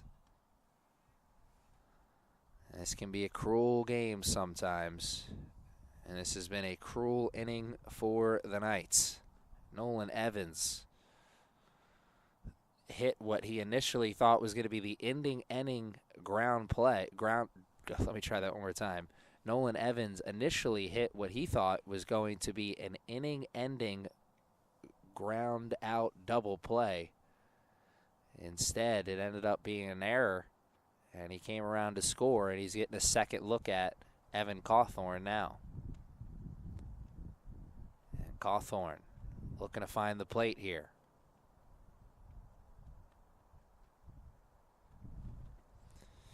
Though he's come around the plate on the last 4 hitters, and he's seen 2 singles and a double go past him. That one almost gets by Bogdan, and it's a walk to the number 2 hitter. The 4th walk of this inning.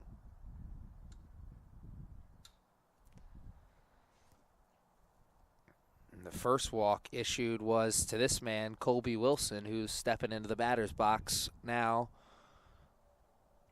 with runners at first and second.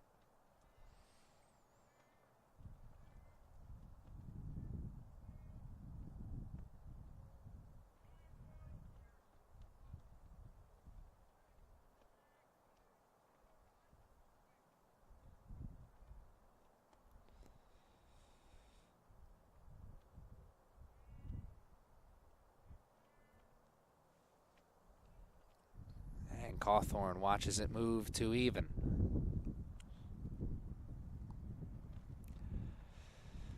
As the bottom has fell out of this game and the energy has been drained off of the field. Even the Cats not cheering and screaming anymore.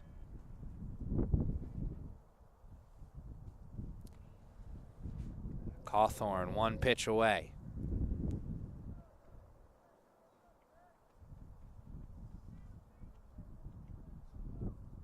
Knights trying to encourage their pitcher to put the struggles behind him.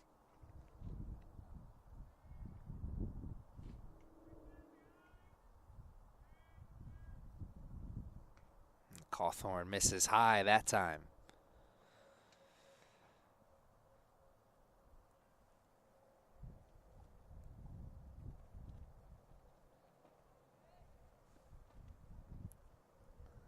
Colby Wilson drew a walk and scored a run earlier in this inning. And he grounds out to Silgado to end the inning, as mercifully it is over here in the sixth, the top of the sixth. Will it be over in the game after the bottom of the sixth? Have to stick around with me and find out.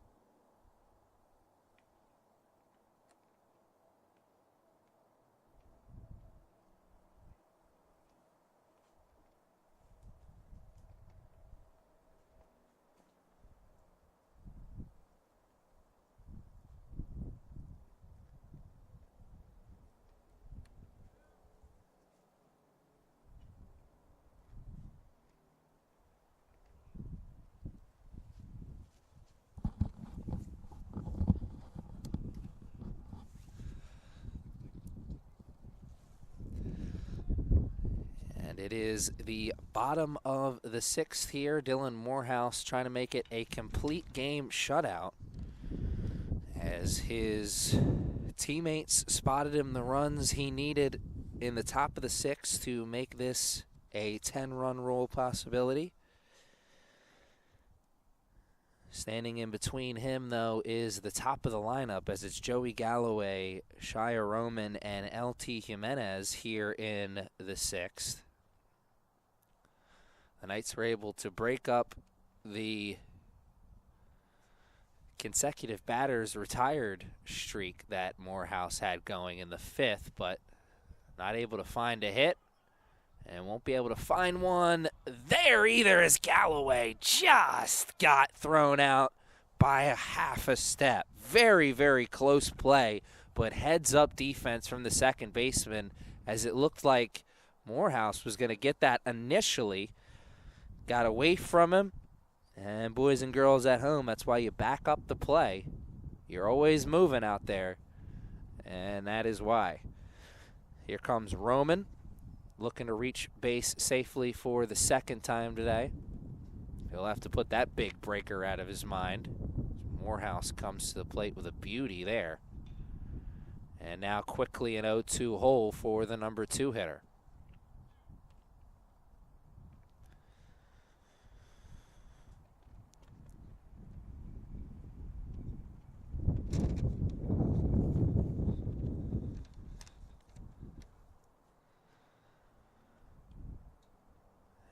Just missed the knees there. Couldn't get Roman to go fishing. Can he make it 6 straight innings with a strikeout?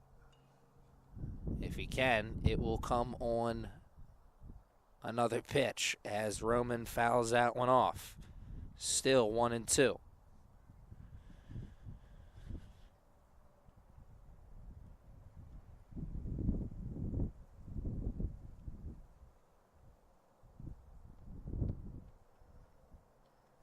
And move it to even at 2-2, as that one was low and outside.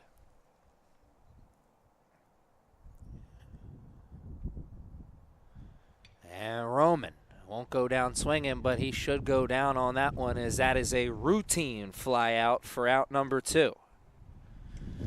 So one streak has ended here for Morehouse, as before that out right there, he had 4 straight innings with 2 strikeouts.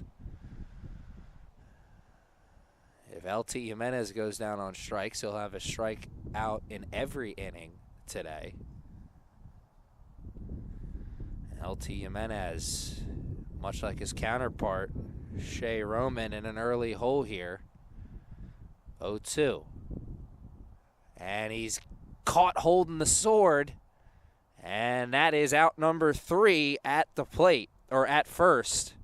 And that is all she wrote for this one. A complete game shutout for Dylan Morehouse. 6 innings with at least 1 strikeout. Let's count them up here.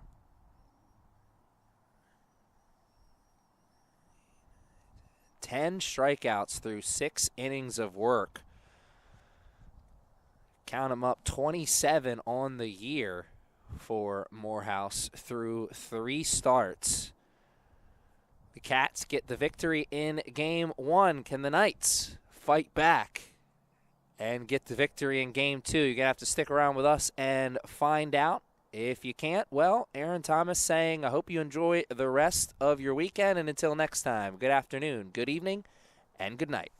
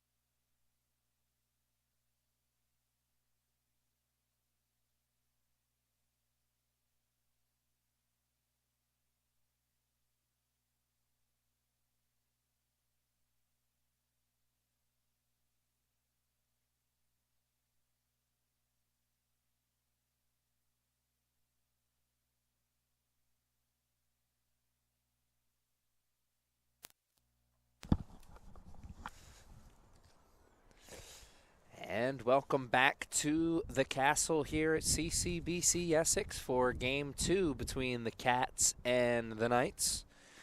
Cats came out victorious in 6 innings. A score of 13-0. Complete game shutout for the starting pitcher, Dylan Morehouse, for the Cats. Kamari Arrington, the starter for the Knights here in Game 1. The Knights fell to 3-10 with the Game 1 loss. They've now lost 7 in a row. And the Cats improved to 5-9, and they have now won 2 in a row.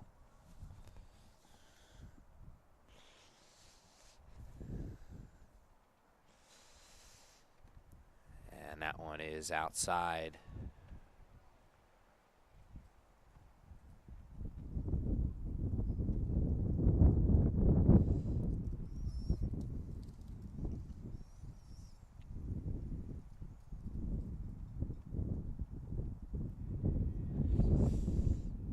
And cannot get the call from the umpire, and it is a walk to the first batter of game number 2.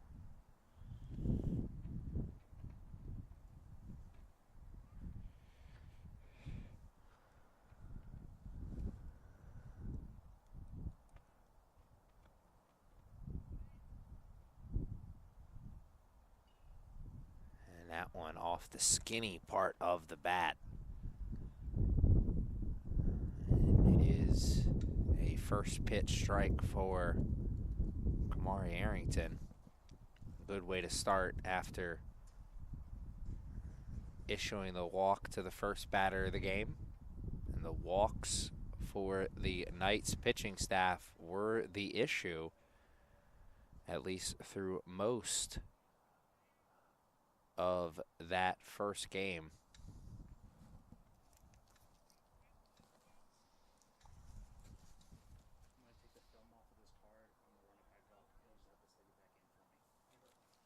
And that one sent for a ride, but foul.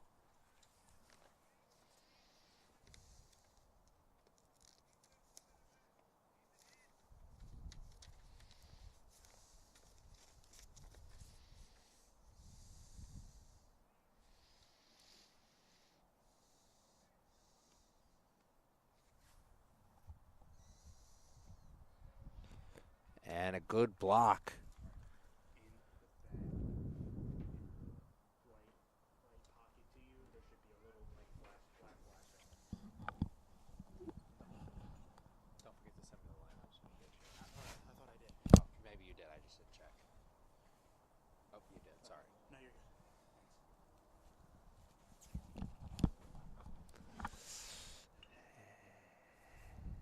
And it will be another for Arrington in this battle. Looking for out number 1, maybe potentially out 1 and 2 if he can get this double play to Giddings. And it won't be a double play, but it will be strikeout number 1 for Kamari Arrington.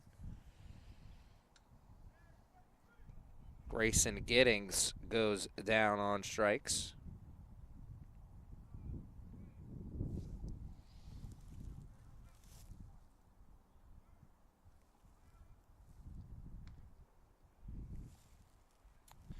Colby Wilson in the batter's box now for the Cats. He's tasked with avoiding the inning-ending double play, as Arrington, possibility to face the minimum here, still alive in this first inning, as he quickly put that walk behind him. Can he continue?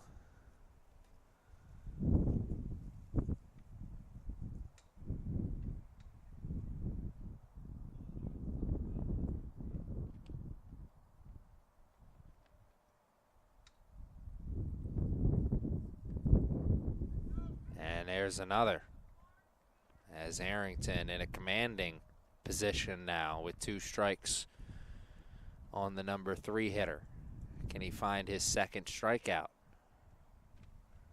He won't find it on that pitch, as that one moves Wilson off the plate a little bit.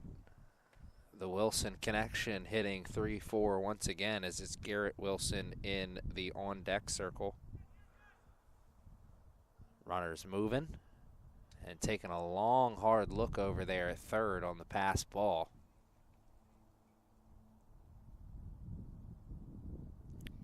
So that takes out that traditional double play.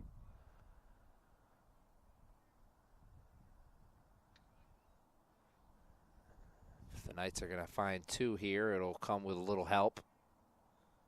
Arrington looking at the strikeout now and not finding it there. Instead, it's 2 walks in the inning, sandwiched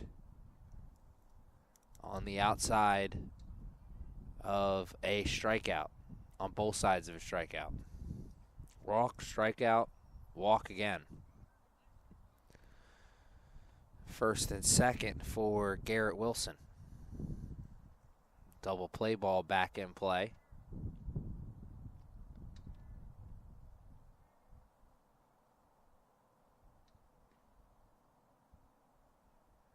And Arrington gets him to move off the plate a little bit, but a ball. Can't find the spin there on the breaking ball, I think that was. Big lead over at second, and Arrington has no one to throw back to. Salgado at shortstop, and Robinson at second. Looks like Higginson at first. Not sure exactly who that is over there at third for the Knights. Let's see. Justin Cook, I believe that is. Ed Warley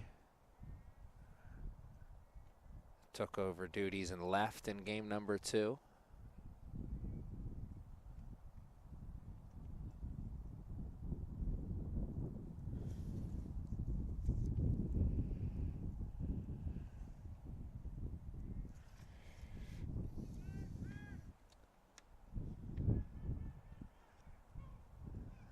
The runners advance.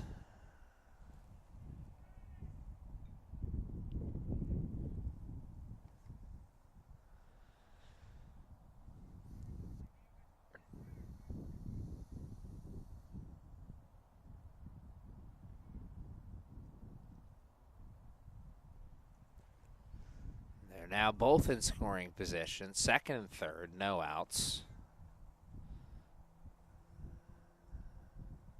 And Arrington in danger of walking another.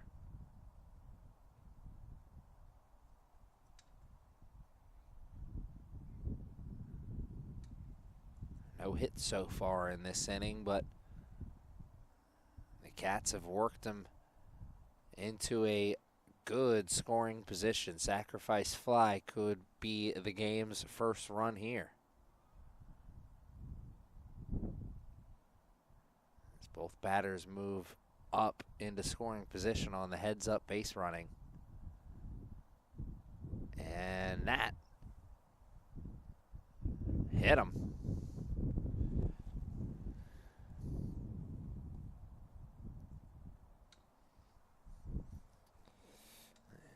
I don't know if it hit him or he was able to avoid it and it was a walk. Regardless, it's going to bring up Kinder.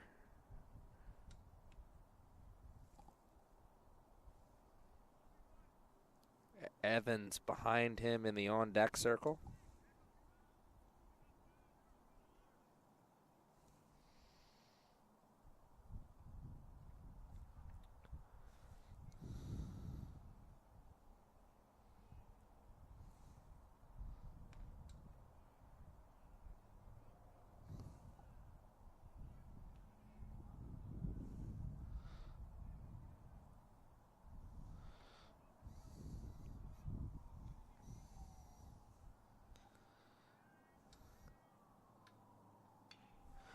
Ball put in play over to the left fielder, Rodriguez. That'll score 1 and 2. And Arrington gives up the first hit and the first 2 runs of the game as the 2 walks he issued come around to score on the 2 RBI single from Kinder.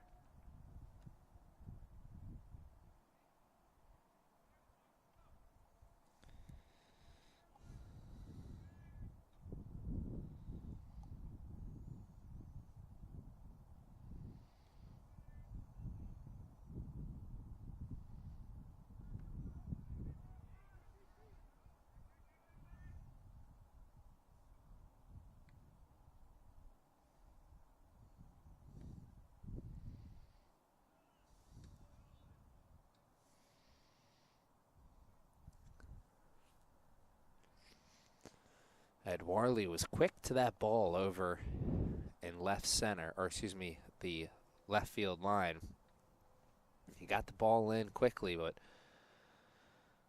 bases loaded like that. Runners are moving on contact, expecting the man at the plate to be swinging away. And here's another man probably swinging away here as, again, Katz hitting with a man in scoring position. Runners at first and second. Still only 1 out in this inning.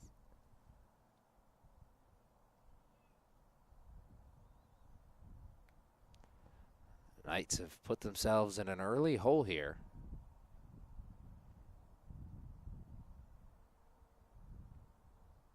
Kamari Arrington with an early chance to pitch in a pressure situation.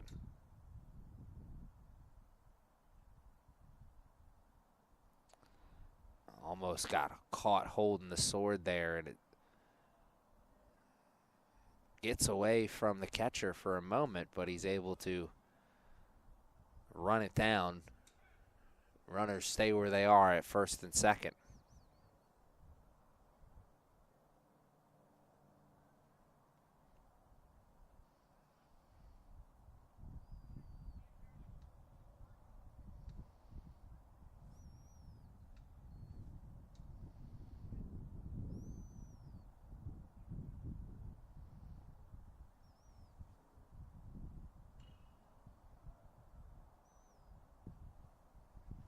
A piece of it had there, sent foul.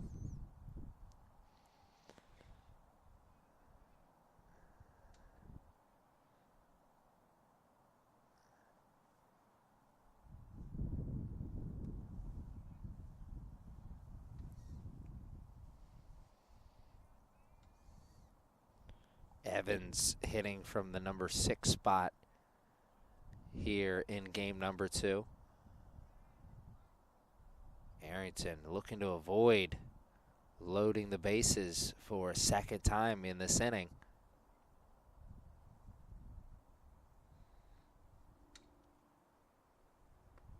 Already 2 runs come across the board for the Knights, and now 2 strikes put on Evans. Arrington, the first strike, or excuse me, the first out he got in this inning was on the strikeout. Will the second be more of the same? It won't be on that pitch. Arrington clearly frustrated. He thought that one was the one. Instead, it runs full. Payoff pitch. Runners at first and second. And he got him.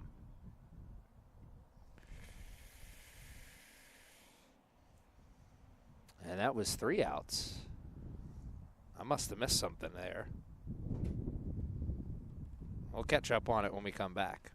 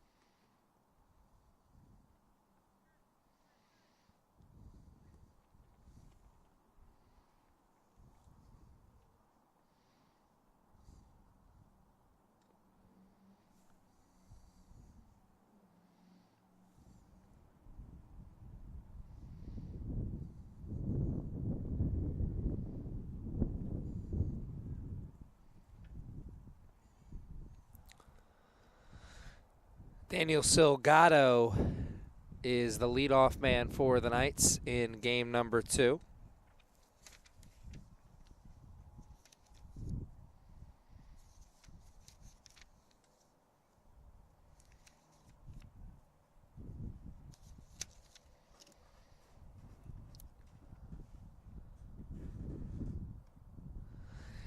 Sam Calcaterra is pitching for the Katz in game number 2. He is making his second start and is looking for his first win of the year.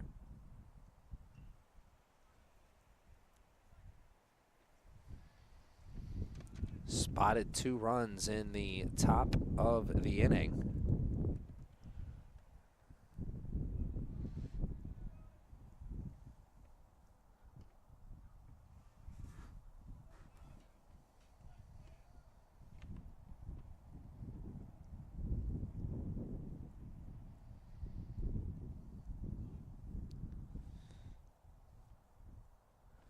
Silgado in the middle of a battle here.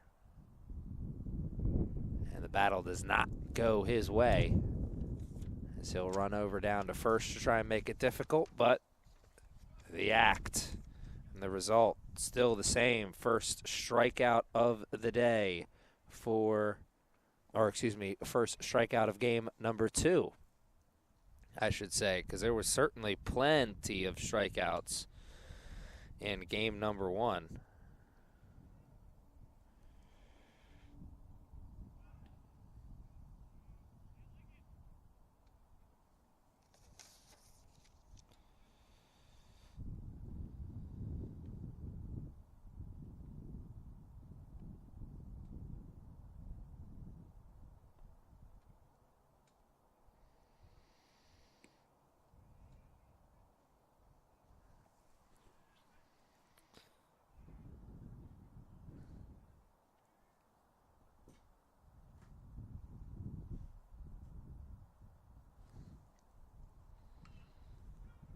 Ball put in play over to the second baseman as Robinson, the second baseman for the Knights, grounds out for out number 2.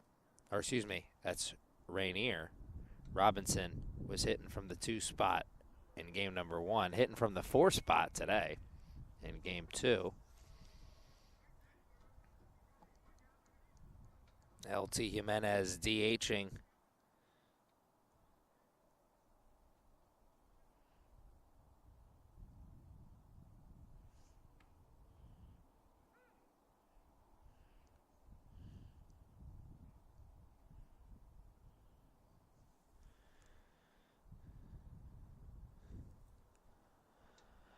In this game.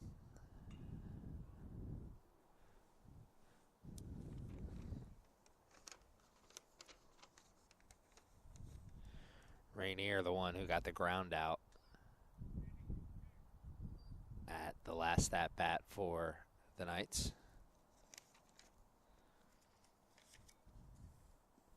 Jimenez doesn't offer at that pitch.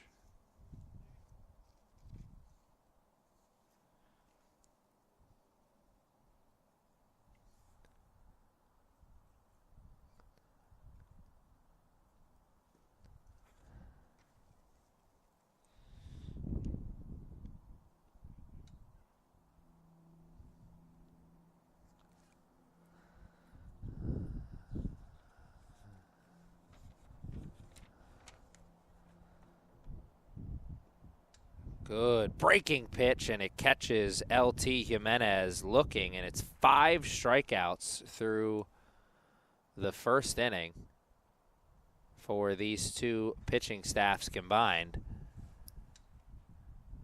3 for Arrington and 2 for Calcaterra of the Katz. Big difference for Sammy Calcaterra was he was able to put a 0 on the board.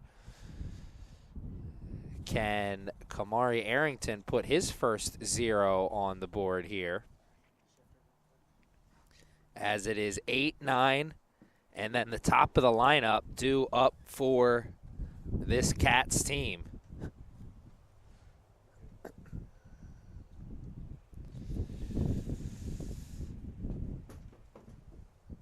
7 straight losses headed into this game here for the Knights.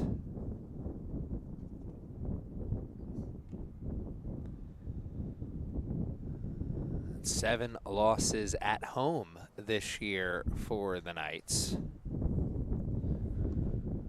Said it at the start of game number 1. The Knights are just one game away from finding the right side of the start of this season. They're one game away from turning their season around. You always are when you have a start like this. It just takes one. Before then, it's got to start with one here today in the run column. Kamari Arrington, a little good, a little bad in that first inning. The 3 strikeouts were great. The 2 walks and 2 runs given up, not so much. As Arrington got the start here in game 2. It sends pitch number 1 at Tysonville.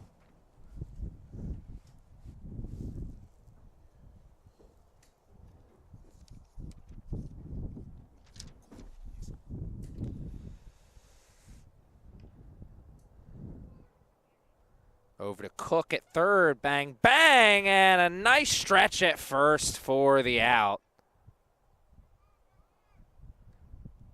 Justin Cook charging at that ball up the line.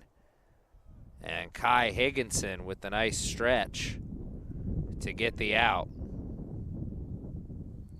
First out of the game, not by a strikeout.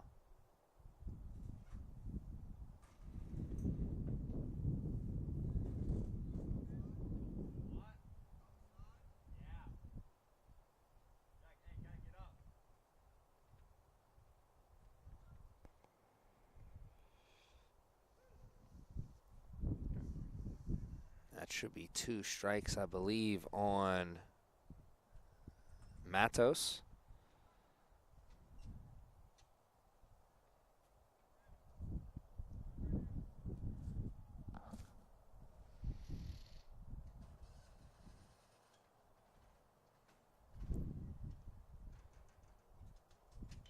That one sent into the outfield. And Edwarley has it play past him. There's going to be a play at second, but the throw is just a little late. Robinson caught it on the bounce. And that should be a single with an opportunity to take second on the mishap. And that is 2 hits now in the game for the Trojans. Trojans, I don't know where that came from.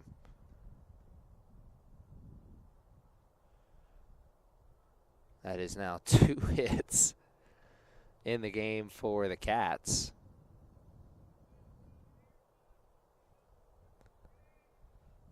And another inning with a chance to hit with runners, a runner in scoring position. Now there was runners in inning number 1. And as much as it was tough to spot them 2 runs, I'm sure, for the Knights and starter Kamari Arrington, that inning, really, in the first inning, could have been much worse.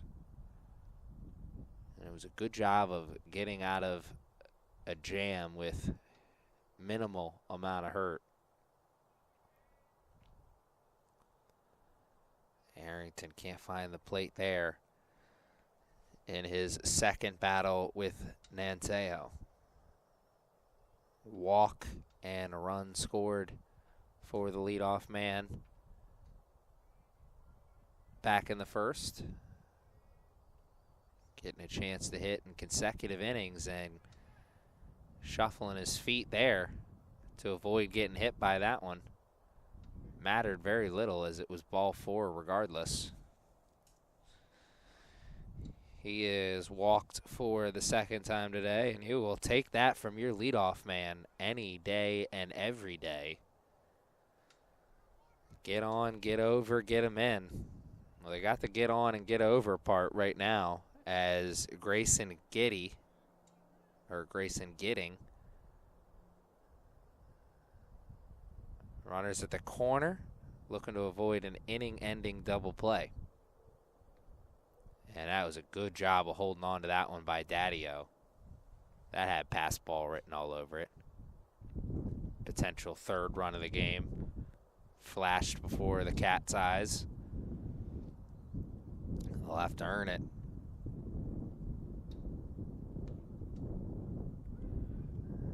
As that one gets the top of the strike zone. 1-1. Strikeout or double play. Strikeout or weak contact. Runners going. Throw is in time. Got him. But he slid under the tag, or there was no tag, I believe, the umpire said. My goodness. Ball beat the runner. A good piece of base running. It's a steal second, and now there are two in scoring position for Grayson. Now Cawthorn's just thinking about, or excuse me, now Arrington is just thinking about the strikeout.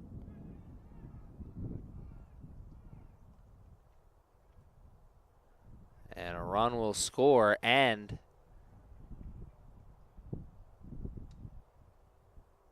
they will take first on the strikeout. So they get the K, but don't get the out.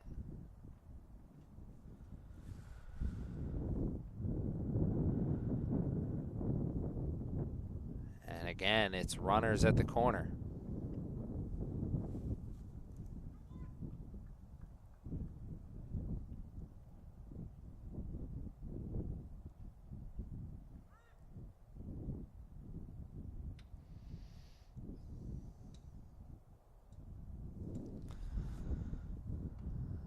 Started the swing. Cooler heads prevailed as he didn't come through.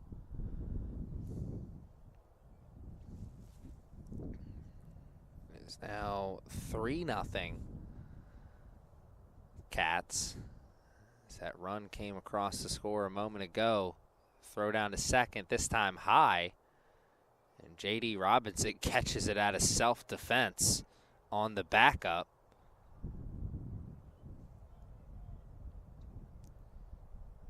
It's a stolen base for Grayson. And what originally probably should have been the second out of the inning. Now it's runners in scoring position again, sent deep into center field. That will touch the wall, or at least the warning track. And it is a bases clearing double for Colby Wilson.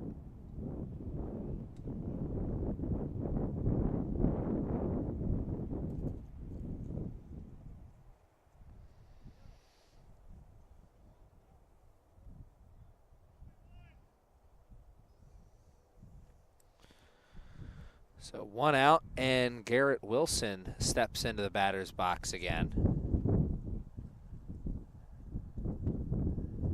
As not only do the Cats make it back-to-back innings with a run on the board, they make it back-to-back innings with a crooked number on the board. It is 2 in the first and now 3 in the second. As this game is already broken open.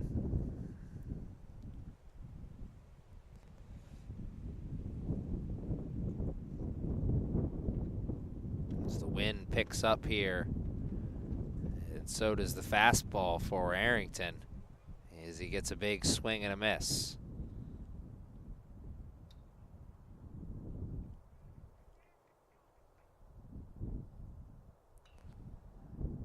And there are 2 strikes on at the plate now.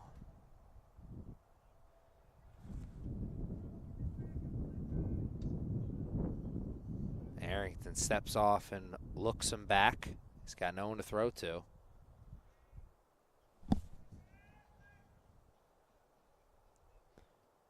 Arrington can't get the friendly call on the outside portion of the plate.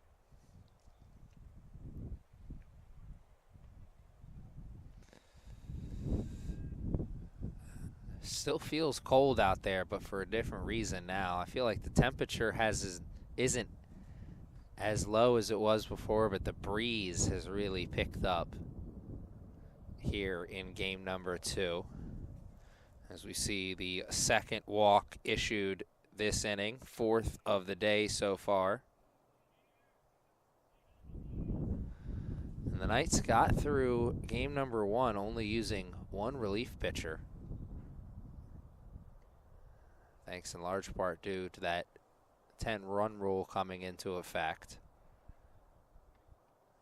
How short is the leash here for Arrington in game 2? Already down 5. Runners on at first and second. Only 1 out. Here's Kinder. A 2 RBI single. Started the scoring. A chance to hit with a runner in scoring position for the second time. Arrington wanted somebody to throw back to and found no one.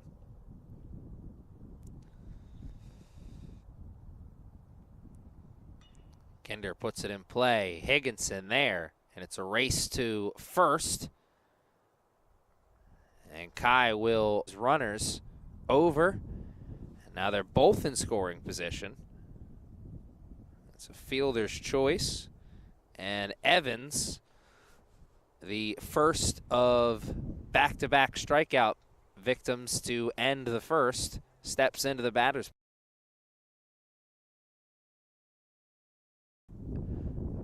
Back-to-back Ks.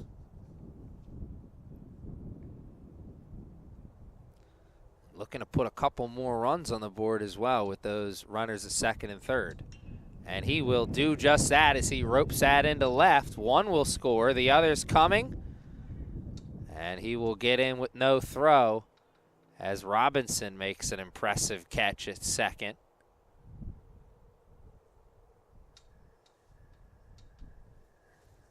And Evans comes in big for his team with a 2 RBI single.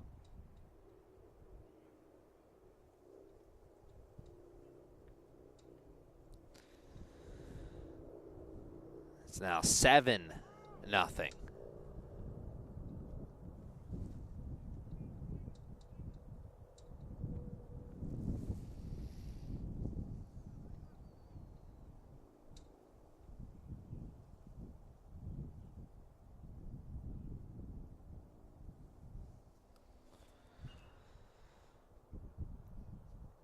And aggressive on the bases. Trying to move himself over into scoring position as Kovitz, the last batter, standing between this standing between this Katz team and turning the lineup over here in this inning. Throw down to second is away from the bag. Throw was probably about even with the runner. If he puts it right on him, maybe he gets him, but away from the bag. It carried Silgado. And it's another chance to hit with a runner in scoring position for this Katz offense. That is hot here in game 2. But maybe a chance for the Knights offense to heat up finally. As Arrington gets strikeout number 4 today. And the merciful 3rd out of this inning.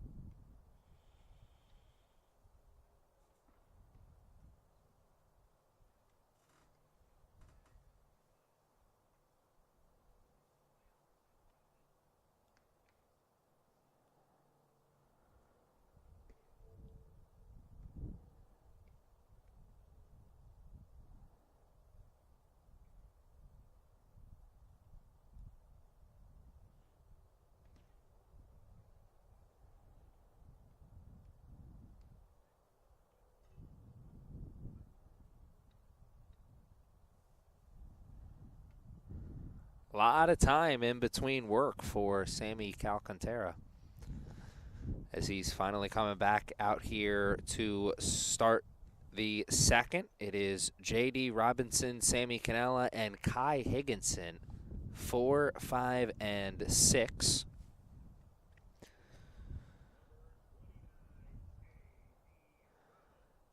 Calcantara was able to get 2 strikeouts in that first inning of work. It was a 1-2-3 first, as he had more of the same in him here in the second. And his windup really reminds me a lot of Garrett Cole. He keeps it right up and down, ball low, no wasted movement.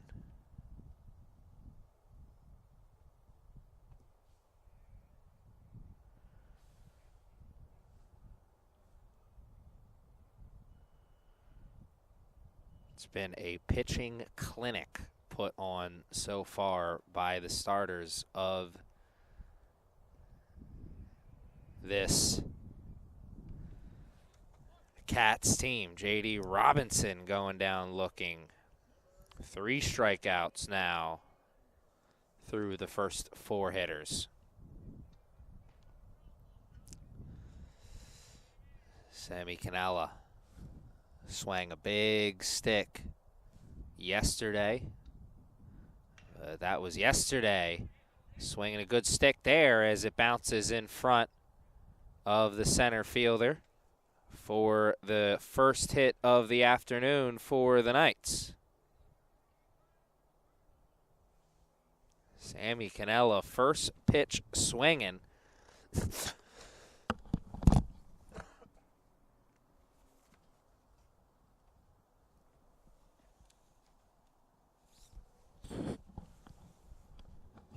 Excuse me, no cough button here at this level. You're catching all the sights and sounds of the game. Pleasant and unpleasant. Kai Higginson stepping into the batter's box and sending one for a ride down the right field line to be caught on the run for out number 2. So Higginson able to avoid the double play, but now putting the pressure on the shoulders of Justin Cook as you're feeling more and more like this would be a nice time for the Knights to at least put some pressure on. Obviously, they don't need to strike for 1 right now, but build some momentum for themselves, as this game has started maybe as poorly as it could possibly start for them defensively, with the 7 runs spotted to this Knights team, or this Cats team. Sent into the outfield in left and caught on the run for out number 3. So the Knights find the ball and find the outfield, but only 1 hit and no runs. Can they find the 0 that they're looking for on the other side?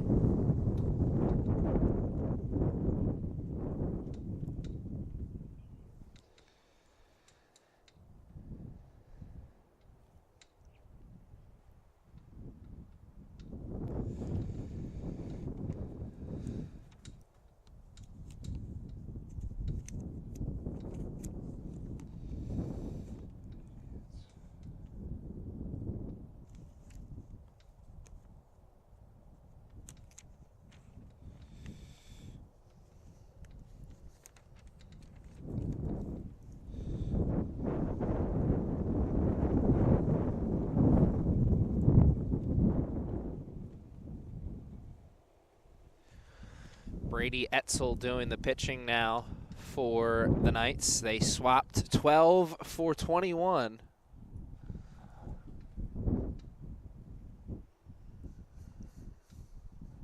Can 21 find the zero that the Knights are desperately searching for.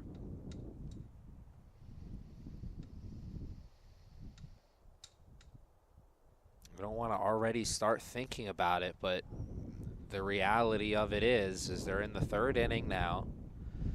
They're already down 7-0. The Knights need zeros, or the 10-run rule could possibly come into play again for them in Game 2 of the doubleheader. I thought the silver lining of yesterday's sweep at the hands of Allegheny was the fact that they put together an amazing performance in Game 2, particularly from the pitching staff, putting together all those zeros on the board against a tough team. I thought that could be a momentum-building type loss, but not been able to follow that up with any success here today, as the Knights have been held scoreless through 8 innings of play so far on this Sunday afternoon. A full 6 in Game 1 and 2 so far here, as Cook catches it on the bounce, and the stretch over at first is solid for out number 1. It's another ground out for Tysonbull. It is 8, 9, and then the top of the lineup for the Katz in the third. Cook kind of caught that, I think, on the second bounce there, and he had to quickly get that out of his glove. A laser. And Higginson catches on the hop.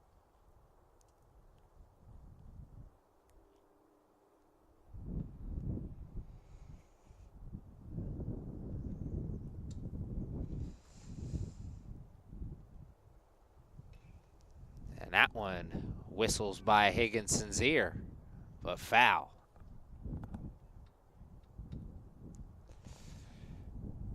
Is Mateos. A moment away from squaring one up. He got a piece of that one. Can he get a little bit more on the next?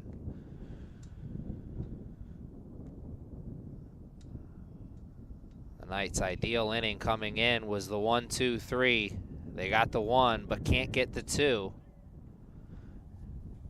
As Mateos ropes his second single of the day into left field.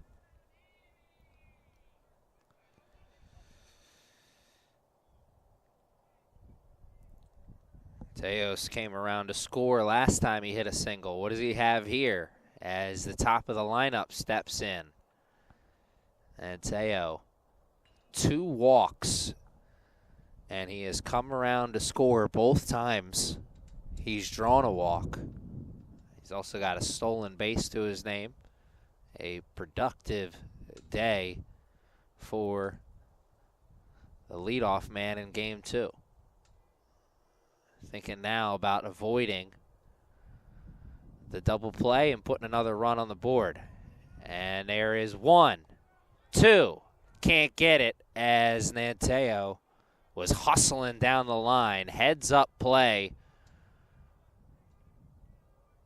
from the pitcher to catch it on the hop and go to second to get the lead runner.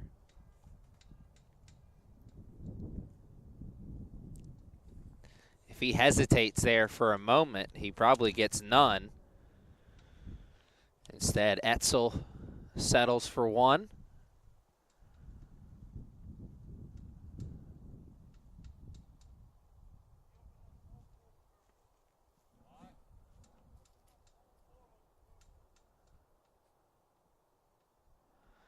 Meeting of the minds between the coaching staff and the umpire.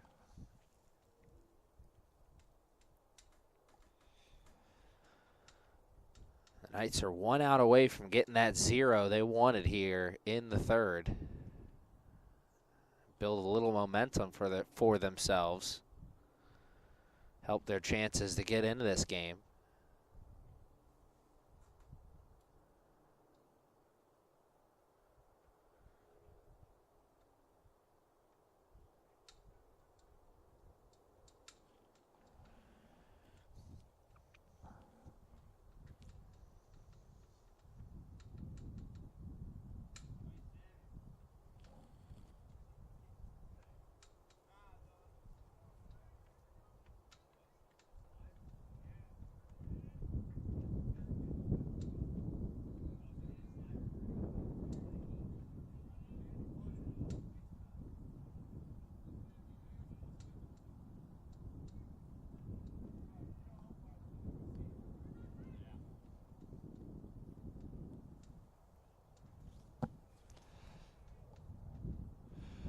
So 2 outs here in the third as Nanteo reaches first on the fielder's choice. And he is looking to take second, and he will take it with no throw as the speedy leadoff man for the Katz has his second stolen base of the afternoon. Gidding, technically speaking, has 2 strikeouts today, but he was able to reach first on a pass ball on his last strikeout. Then he stole second and came around to score. An interesting day at the plate for him. Gidding's been everywhere, man, not only on the bases, but in the lineup as well. He was hitting a couple of spots down lower. And Nanteo is taking third, no problem.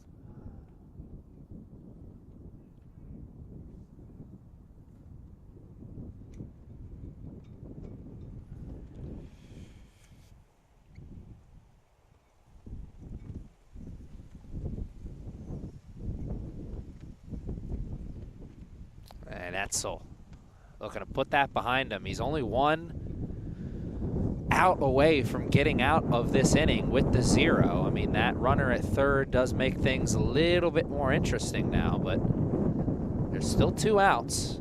You focus on the man on the plate. 2 strikes. Now just 1 pitch away.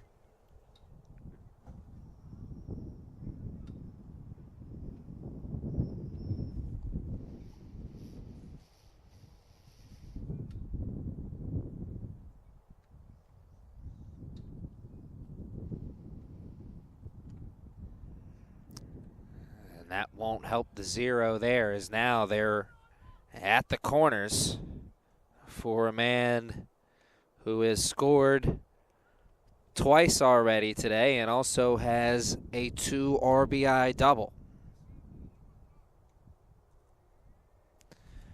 2 RBIs and 2 runs scored already for the number 3 hitter, Colby Wilson. Have everyone feeling a little bit differently about this game if he come up with another big hit now, as it's 2 runners in scoring position, as it's a second stolen base for Gidding.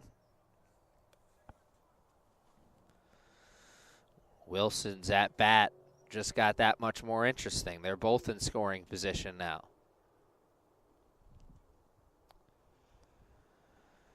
Daddio does a good job of blocking that one. Funny how your mind sometimes see what's happening before it happens. I was just thinking before Daddio blocked that, it now becomes that much more important for him to keep the ball in front of him, as you know you got speed at third looking to take on a pass ball.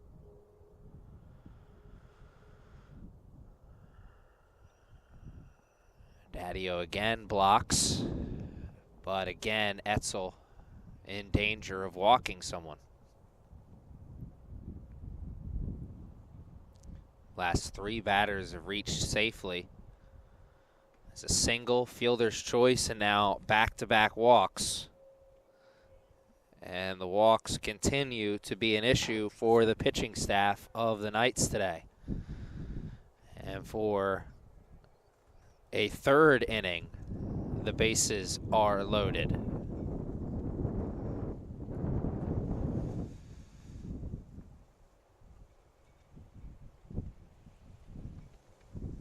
And the Wilson connection again with a chance.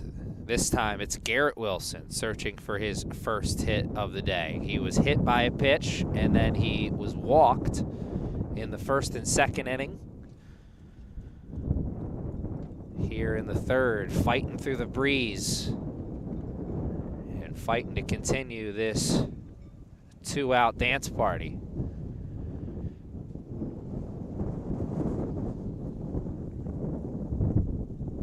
I don't know if you can hear that through my mic at home, but the wind is really picked up here.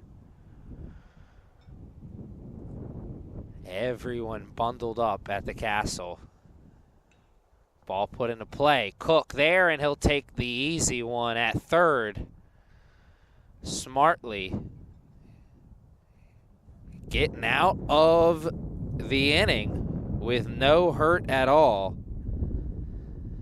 as Etzel loads him up but pitches himself out of the jam. It stays a 7-0 ball game. The bottom of the lineup and then the top of the order due up in this inning for the Knights. Can they get the scoring going? They found their first hit in the second, and they find their first run in the third.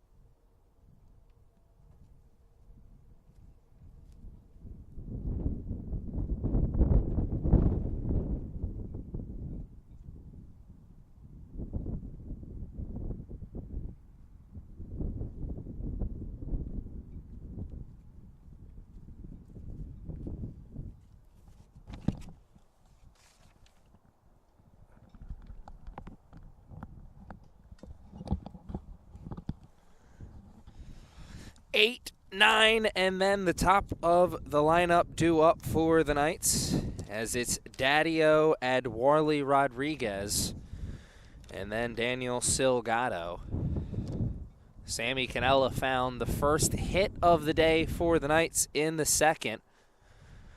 Coaching staff here for the Knights hoping some combination of the lineup finds the first run of the afternoon here in the third. They were held scoreless in game one, and they've been held scoreless through the first two here in game two. Ball sent into play, and it is back-to-back innings with a hit for the Knights, as Daddio leads us off in the third with a single. That could potentially be a good sign for the Knights if Adwarley Rodriguez is able to avoid the double play.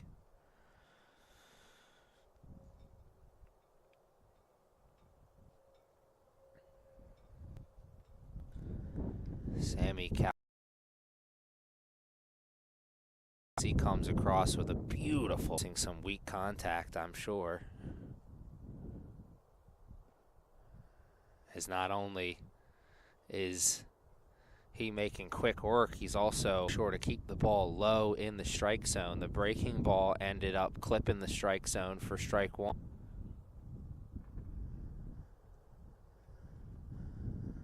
0-2 in the right to see one more. What does he do with it? He goes down swinging for out number one. Innings with a strikeout for Calcantara.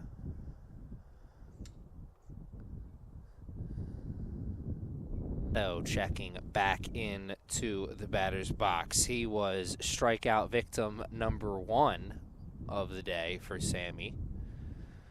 Looking to avoid. Oh, a little hesitation over at first. And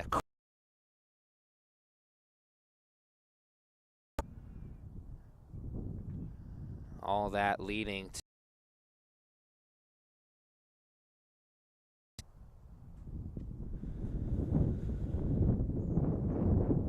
Daddio getting a big secondary attempt at a bunt.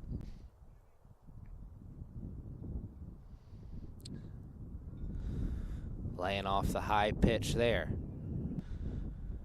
If somebody can get on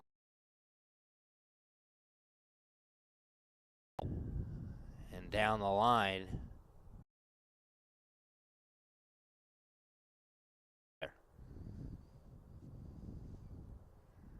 get that ball in the air, avoid the double play, keep this inning alive. And he's going down looking as he moves the legs, but the umpire says that one got the black of the plate. Back-to-back strikeouts for the starter for the Katz. And now Ethan Rayner looking to start a 2-out rally for the Knights. Big cut.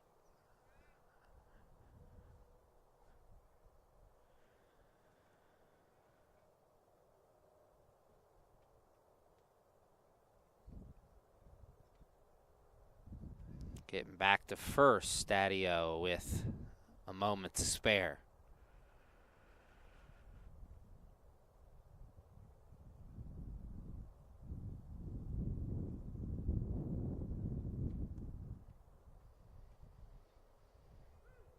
And now an 0-2 hole for the number 2 hitter in game 2.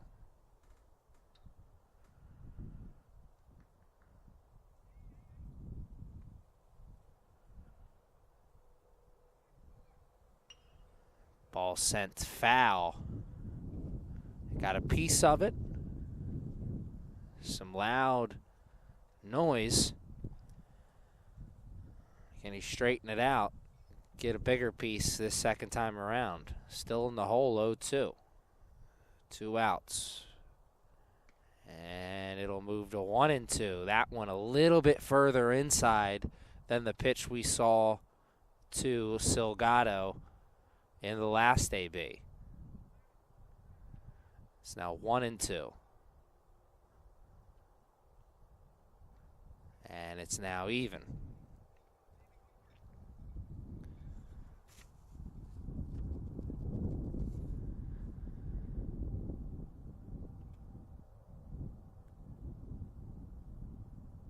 Good eye on the last 2 pitches, but can't avoid swinging at the outside pitch that time. That was close, too. Could have been a strike either way. Regardless, it's 3 straight strikeouts to close out the inning after giving up the single to lead it off.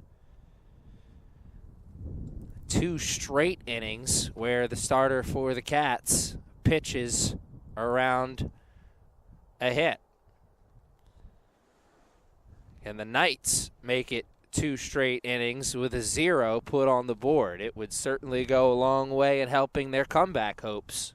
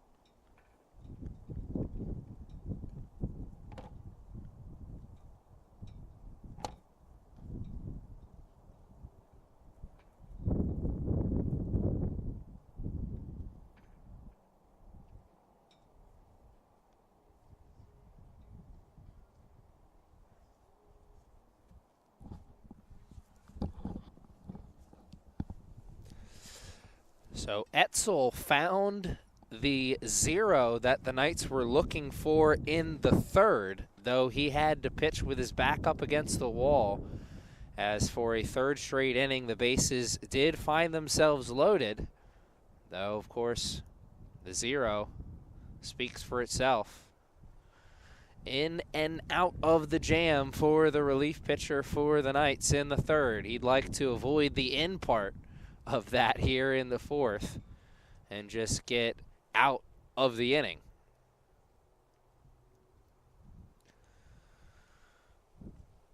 was a 7-run first 2 innings for the Katz, putting them in the dominant position they find themselves in right now in game number 2, looking to make it a sweep of the Knights, looking to make it 8 straight losses for the Knights. Cook traps it at the line, and it's foul. And the Katz come up on the wrong side of that one. The Knights maybe get a little lucky there. Good job of trapping it for Cook.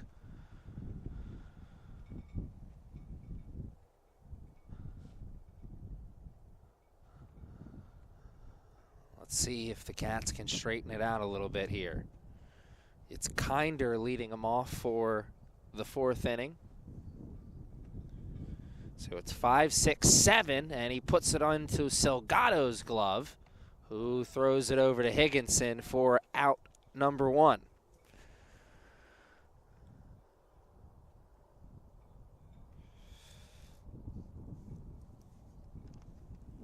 And here is Nolan Evans, 2 RBI single, his last time up to the plate.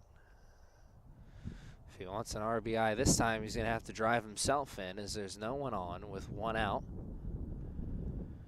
And quick work for Etzel, but can't catch the strike zone. He's trying to move quickly, I'm sure. He's trying to find some rhythm, keep his body warm, and also, if he can catch this Katz team off balance, that certainly go a long way.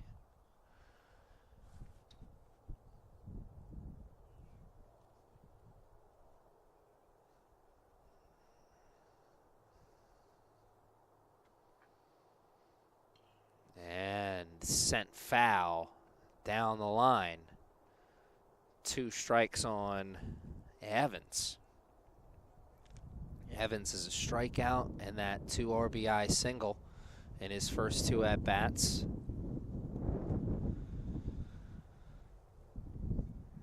Here in the 3rd, 2 strikes on, and sending one into the outfield towards me, but Cannella catches it as it hangs up there in the sky. That was really kind of right in front of where I am out here in center field.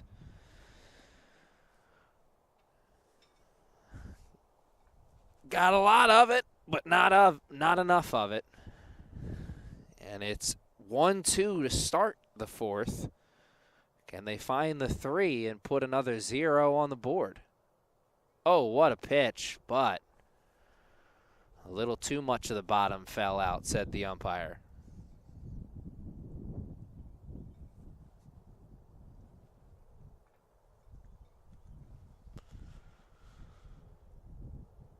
And he shows bunt, and almost a perfect bunt.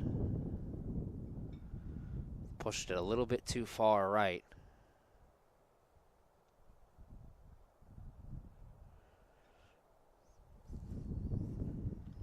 As Cook was behind the bag there. If that hugs the line, there's no way he's making that throw.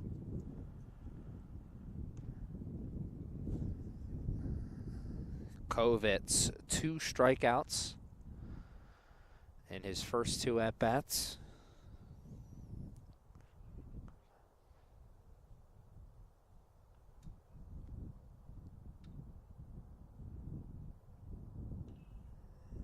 This one he sends foul the other way.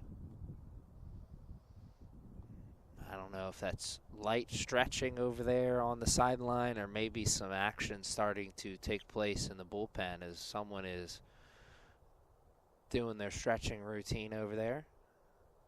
Something to keep an eye on. Though Etzel a pitch away from another 0 on the board. And he won't find it there, as that is another one that he just misses. Too much of the bottom fell out. Maybe also that one a little bit inside, but here's another.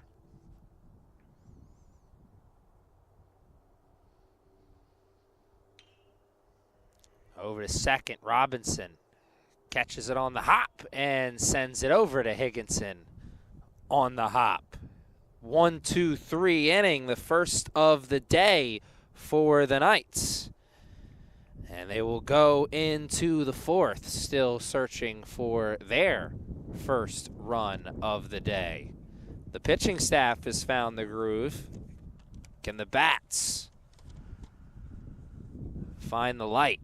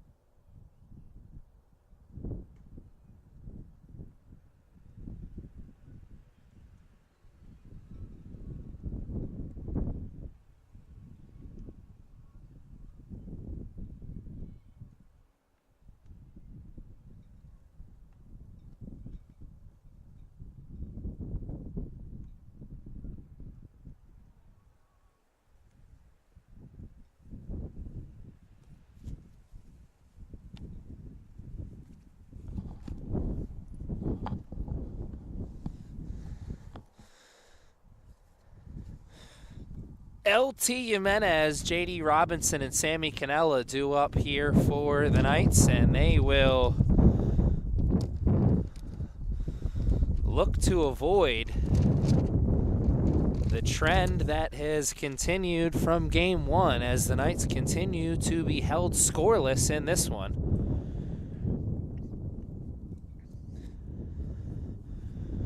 Going back to the last game, it is now 9 straight scoreless innings for the Knights on this Sunday afternoon. As we start the fourth with Jimenez showing bunt and now in the 0-2 hole. It was 3 straight strikeouts for Sammy Calcantara to close out the third. And actually he was able to get back on that bunt attempt, so it's 1-2 now after that swing and a miss. And Jimenez goes down looking for the second time today. His second strikeout, both with the bat on the shoulder.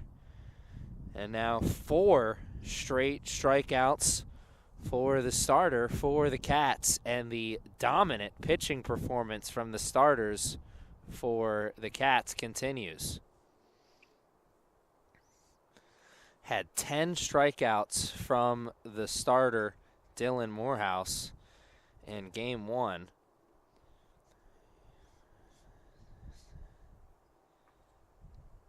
And 7 so far through 4 1/3 innings for the starter Sammy Calcantara in game 2. Robinson makes sure the strikeout party comes to an end there as he ropes a single into left, and that is now 3 straight innings with a single for the Knights.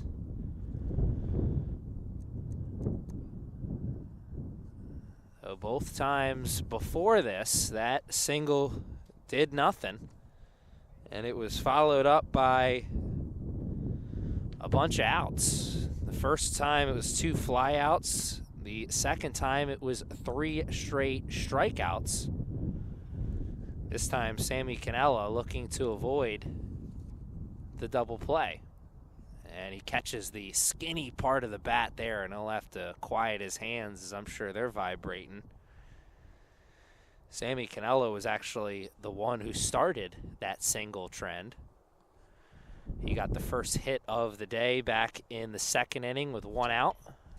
And he will get another hit as he sends that one into right. And a tough play there as it hangs up there in the air for a moment, catch it on the bounce, quickly get it into second as Robinson had to hold up in between first and second, wondering if that ball was going to be caught. I was kind of half anticipating a potential dive. I think that was smartly played on the bounce, because if you don't get it on the dive and if you don't trap it on the dive, that ball gets by you, and maybe Robinson's coming around to score. Instead, you got a pitcher, Sammy Calcantara, who has proven he can get outs without having the ball put in play. Now it's his first opportunity to pitch with his back up against the wall, as it's a runner in scoring position now after the back-to-back singles from J.D. Robinson and Sammy Cannella.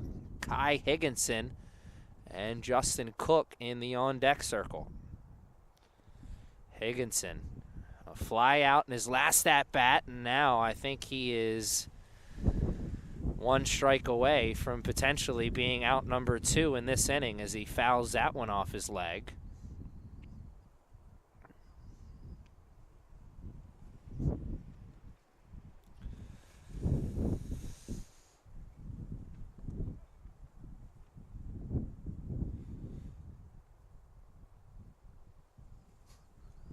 And Higginson doesn't start the swing. Cooler heads prevail as he looks at a ball. Sandstorm over there at second base by Robinson as Higginson comes forward with the ball, with the bat that time, and it's caught in foul territory for out number 2.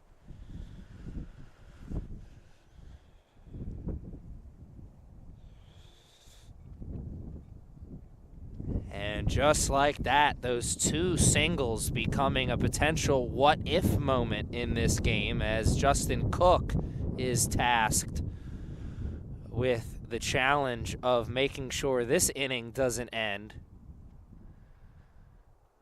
with runners stranded on base.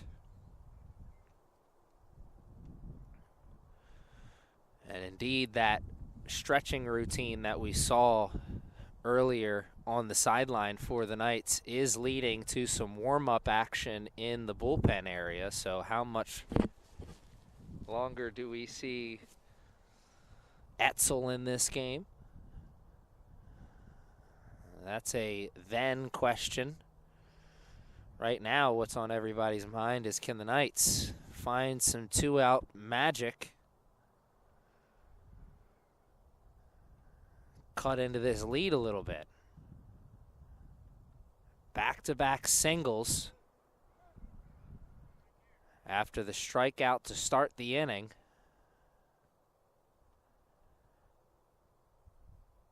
Justin Cook hitting in a pressure situation. Down 7. Grounder over to the shortstop.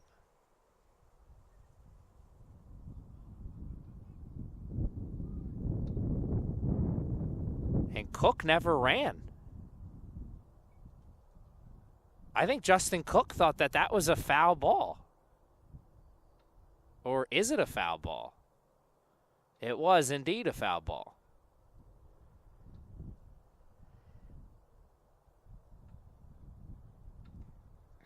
Man, that was strange. Just thinking for sure. I'm like, Justin Cook didn't have that much of a brain malfunction that he didn't run on that 2-out hit, did he? All right, back to the action on the field. 2nd and 3rd.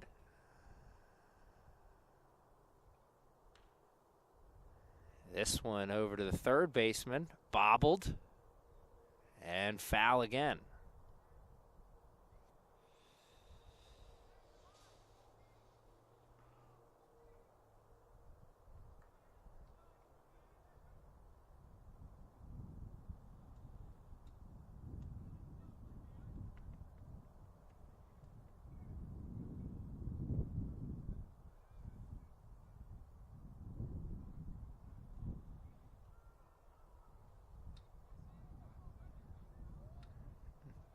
What an eventful cardio-filled that bat here for Justin Cook. As he fouls another one down the line. He's fouled one off his leg. He's fouled two down the line. Can he straighten one out? Bring in 2 runs with these runners in scoring position.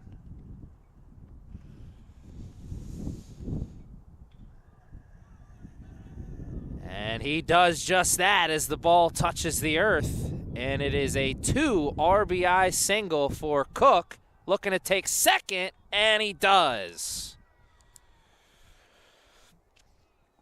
So the Knights get 2 runs back.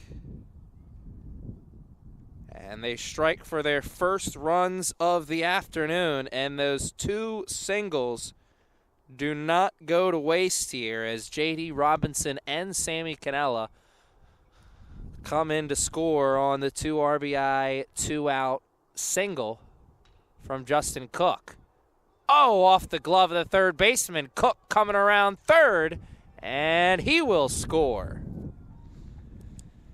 Daddy-O with the RBI.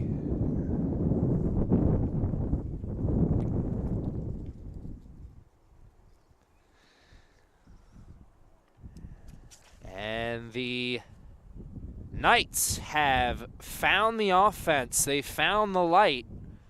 Can they continue to take little baby steps in the comeback trail? They've taken 3 steps here in the 4th. They'll have 3 more innings after this to take a few more.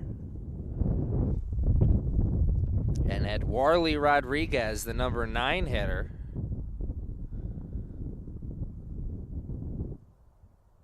trying to keep this 2-out rally alive. I scored that last hit from Daddy-O as a single, as that was a tough play off the end of the glove of the third baseman. Would have taken a perfect play regardless. Ball sent into center for a ride. Deep, but not deep enough as it's caught on the back pedal for out number 3. Damage done by the Knights, though, as they strike for 3 runs. They've put 2 zeros on the board in back-to-back innings. Can they find a third and keep their comeback hopes very much alive?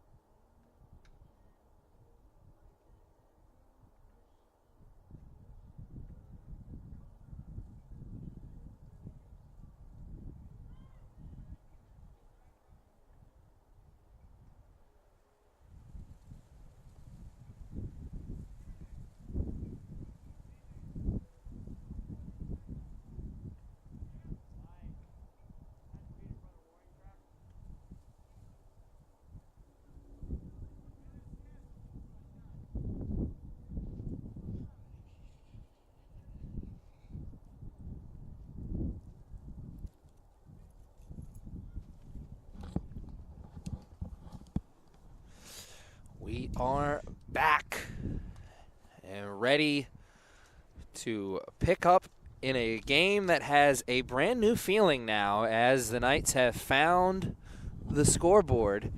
They put 3 up on the board in the 4th. We have 3 innings left in this 7-inning doubleheader, game 2 of a 7-inning doubleheader. And at one point, we were talking about maybe the 10-run rule coming into play. That's been taken out of everybody's mind for now, as Etzel has found the groove, and he's put 2 zeros on the board in his 2 innings of work so far. He's got 8, 9, and then the top of the lineup due in front of him, as is Teisable, Mateos, and Nantow. Problem there is it's been a relatively productive part of the lineup. Matos, the number 9 hitter, has 2 singles. And Nantow has no hits, but he's reached safely with 2 walks and a fielder's choice, and then 3 steals. Ball sent for a ride in to the short grass in left center. Silgado takes it for out 1.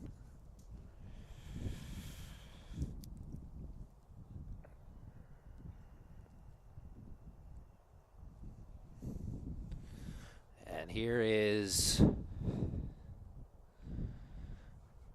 the 3rd opportunity to keep Mateos off the bases. He gets a piece of that one, the end of the bat.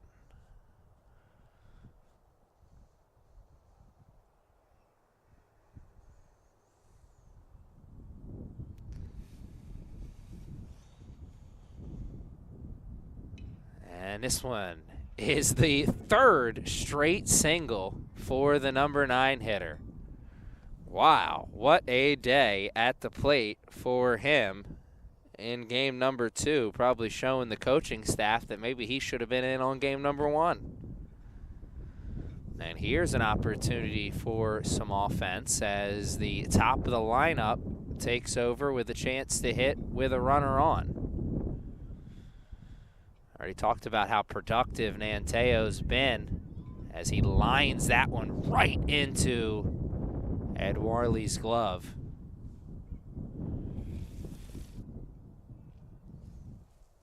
And he got a good piece of that one, but not enough to have it die in front of Ed Warley or get over his head. And just like that, it is 2 outs now in the 5th, and another potential 0 on the board as Robinson gets out number 3.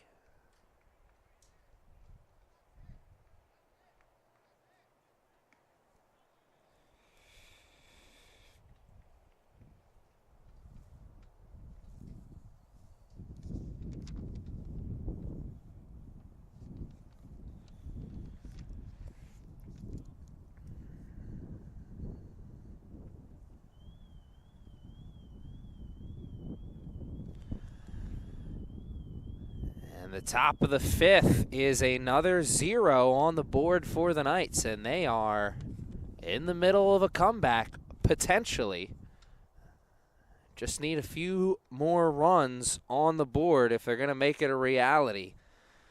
Luckily for them, it is the top of the lineup due up for them in the 5th.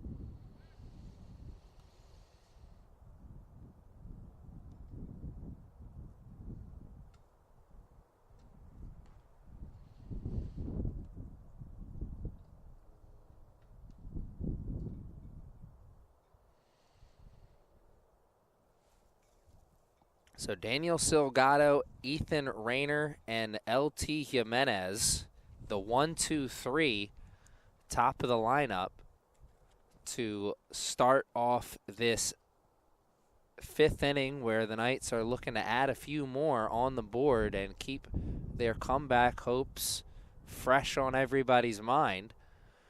So ideally you'd see that and think, great, top of the lineup's up. We've got some momentum rolling in our favor. Well, the problem there is the top of the lineup is a combined 0 for right now with a whole bunch of strikeouts. 5 strikeouts between Daniel Silgado, Ethan Rayner, and LT Jimenez so far. 2 by Silgado and Jimenez, and 1 by Rayner. Silgado turns that around. Oh, what a catch!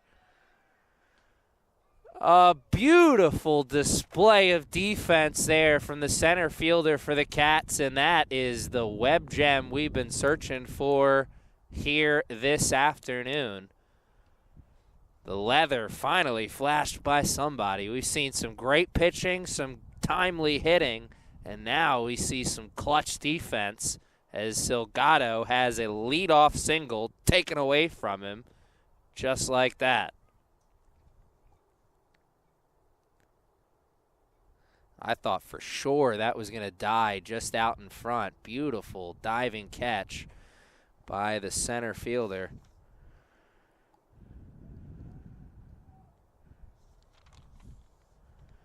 I believe that's Nolan Evans out there in center field. Can't see the number exactly. And just like that, the momentum is now back on the side of the Katz, as Ethan Rayner grounds out. You had that battle of an at-bat between Daniel Silgado, and then a quick second out off the ground out from Rayner. This is a big AB for Jimenez. He's gone down looking in his first 2 at-bats, so you expect him to be aggressive swinging the stick here. And I'm sure Sammy Alcantara is more than aware of that, as he has now found Jimenez in the 0-2 hole.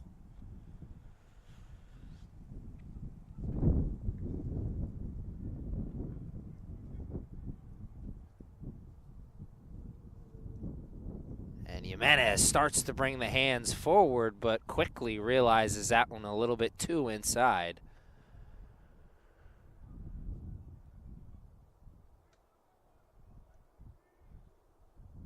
And LT sends it over to the third baseman, but it's a 1-2-3 5th for the starter for the Katz, as he puts that 3-run 4th inning behind him and secures a potential victory, as he has worked through 5 innings now. He'll be the starter of record. He's put himself in a spot for a potential win, as it is 3, 4, and then 5 due up in the 6th. The Knights need another 0 if they want to keep their comeback hopes alive.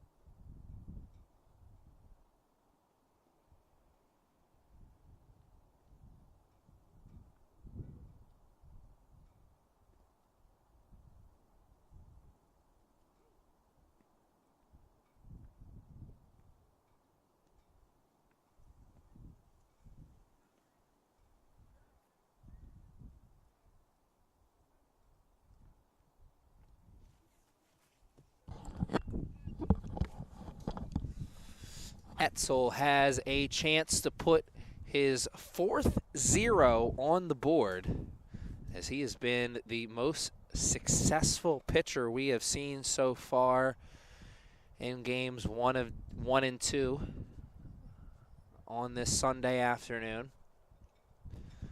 By the way, all of you at home, thank you for joining us on this Sunday afternoon.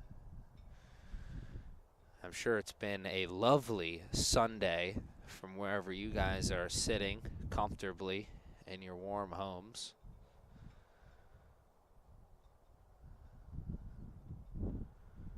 Though the breeze has slowed down a little bit, I say that and it picks right back up.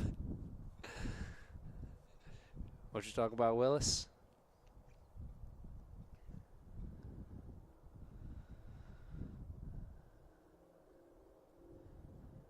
Etzel has found the groove that the Knights so desperately needed, and what a different couple innings we've seen from Etzel as he had the bases loaded in the 3rd and pitched out of the jam. He had a 1-2-3 in the 4th, and then he was able to pitch around the single in the 5th. Here in the 6th, battling Colby Wilson with 2 strikes. Still warm-up action in the bullpen area as Wilson sends that one over towards the bullpen area. Colby Wilson, 2 walks, an RBI, 2 RBI double, and 2 runs scored. And that is an easy out for Rayner.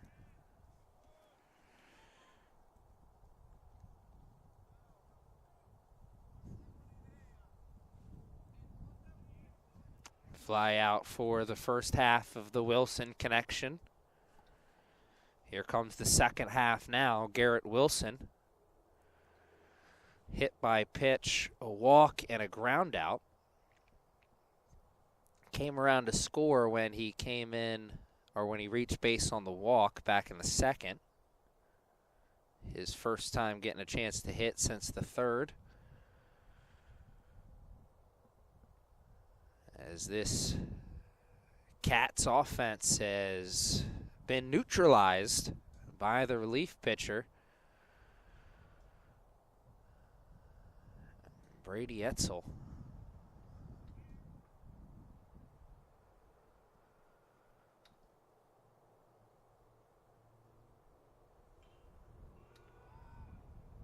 Higginson wants it, and he's running out of real estate, and it has it drop about maybe an inch in front of his glove. What could have been moment if Wilson is able to turn this at bat around. He's got to do it with 2 strikes, though.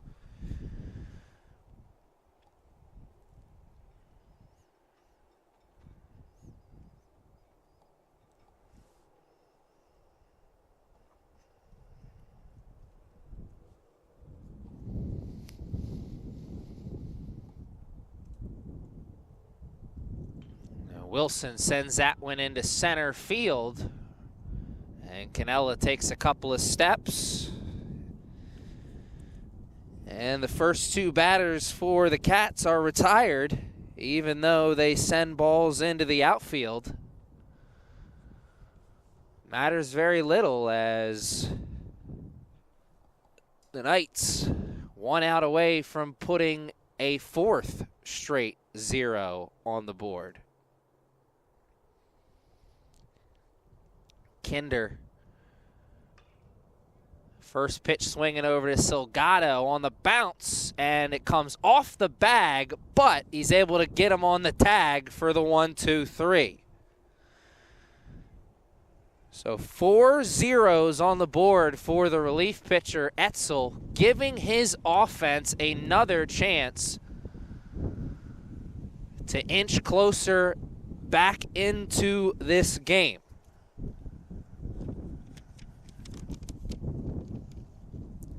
It is 4, 5, and then 6 due up for the Knights. Can they find a little magic here in the 6th and avoid putting all the pressure on the 7th inning?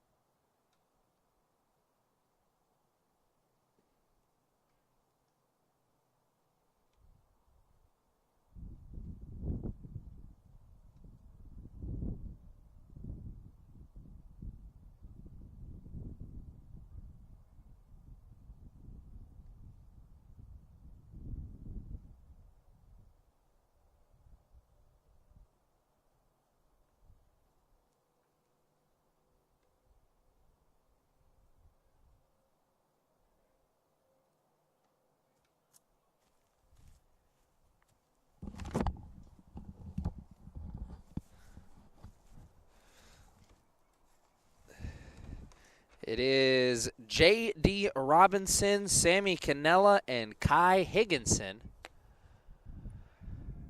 due up here as we see Robinson taking first already. Not sure if that was a walk or a hit by pitch. I missed it, honestly. Ball sent into left, deep, carrying, and foul. Very, very close as Sammy Cannella sends one for a ride. Have a hard time believing that they walked Robinson to pitch to Cannella, as Cannella has 2 singles in the game and a run scored. Regardless, like I said, I missed it. And Cannella now 2 strikes on him.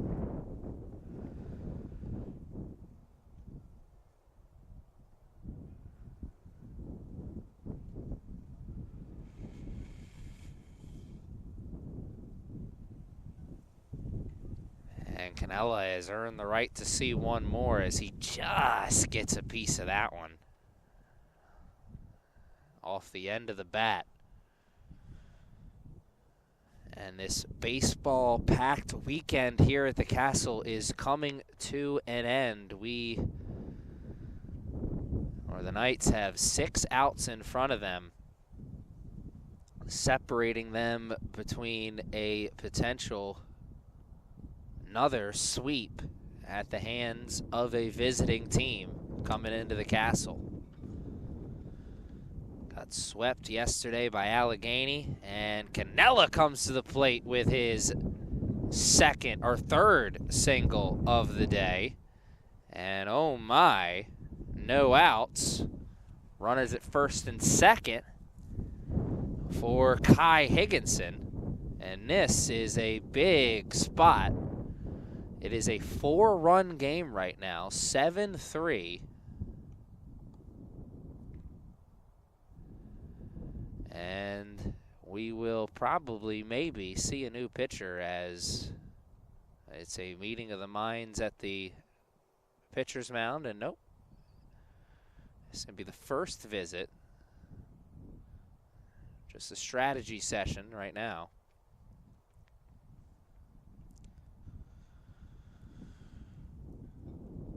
Wants to see his starter try and get out of this jam, Sammy Cal Contreras.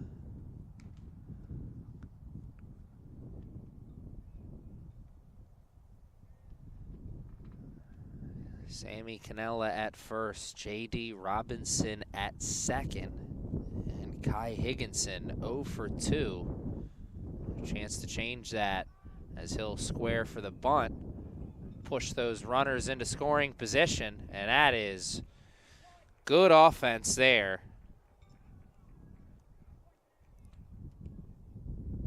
I'm sure he wasn't thrilled about having to lay down that bunt.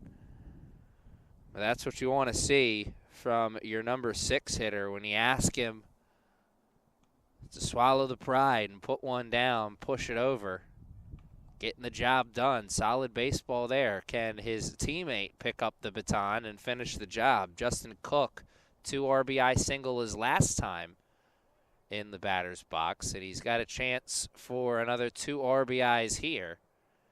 And if he can get 2 RBIs on one swing in this AB, everybody be singing a new song in game number 2. Nubbed off the bat, foul. Cook now hitting with 2 strikes.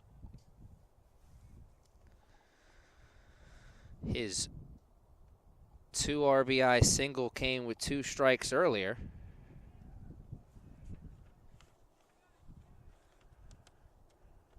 Can he do it again here? He scores 1, and it will be an RBI single.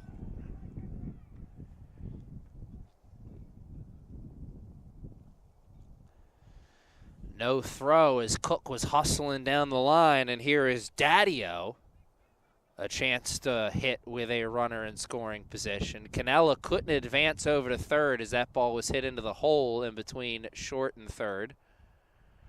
Cannella looking to advance here. Throw is not in time, and it's a double steal. And nope, they're going back as he got a piece of it, says the umpire. And I think that probably takes that steal out of play because that throw over to third, Cannella didn't beat it by much.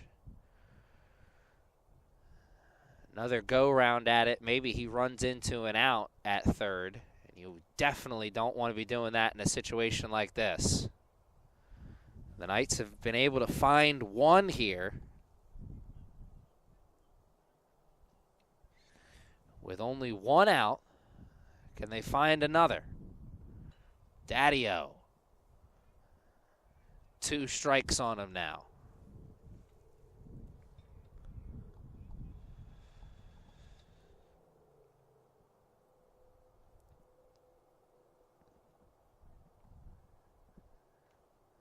Proven to be right so far as Cannella has not moved, but Daddio comes up big. 1 run scores. Cook's looking to take third. Throw to third is in time. What a throw by Evans. And another huge defensive play by the center fielder. The Knights strike for 1, but they may have to settle with just that 1, as now there are 2 outs and a potential 1 out with runners at the corner position becomes 2 outs with just a runner at first. He showed the leather in the 5th, and now he shows the cannon in the 6th.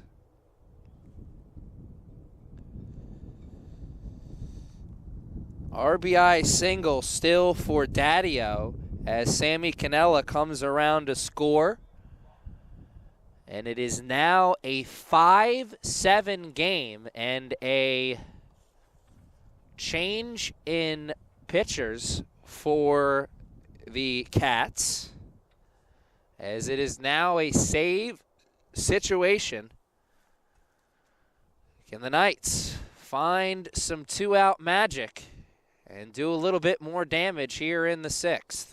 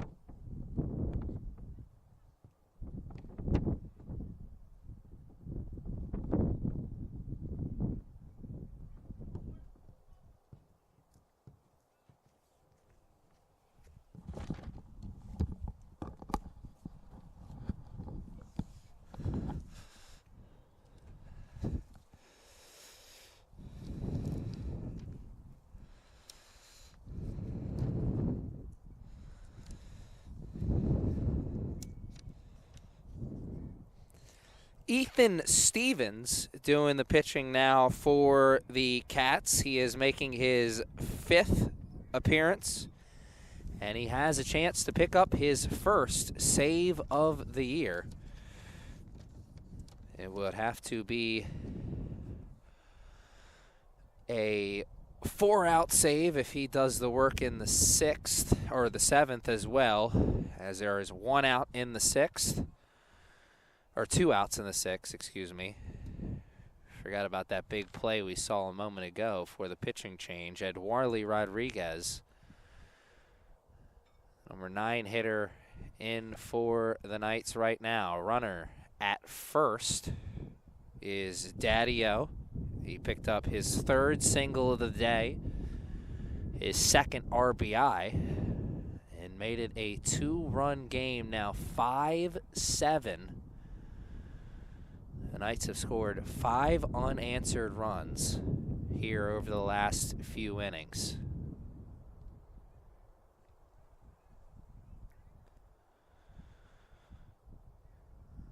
The Cats started out with a 7-run first 2 innings. They've been held scoreless since then. 4 straight zeros put on the board from Etzel, and his offense has spotted him some runs here. And those are all the runs they'll get in the 6th. If they want to see the other end of the comeback trail, they'll need another 0 in the 7th and a few more runs in the bottom half. But we have got an exciting one here at the Castle.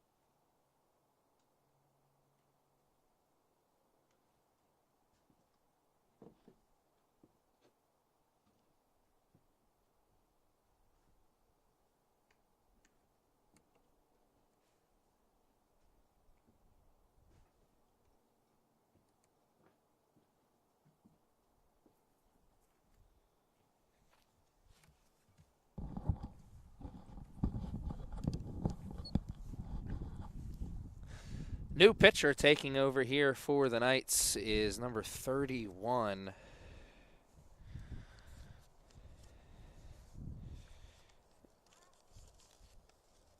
And I will tell you who that is in just one moment. Bear with me here. And that is Connor Dixon making his 3rd appearance. He has Evans, Kovetz, and Tysonbull.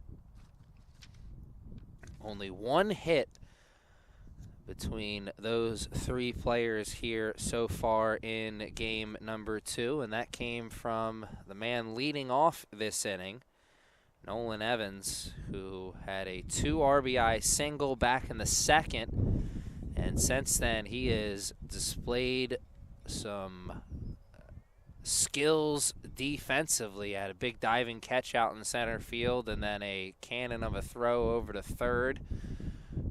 He's built some momentum for himself defensively. Can he carry that in towards or into the batter's box?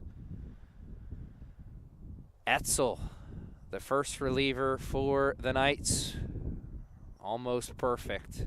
4 zeros spotted for him. Dixon will need more of the same here if he wants to keep his team's comeback hopes alive. They did part of the work in the bottom of the 6th, getting some runs on the board, and they start the work there in the top of the 7th, getting the first out on the grounder to the shortstop, Daniel Silgado. Here's Kovitz. 2 strikeouts and a ground out for his 0 for 3.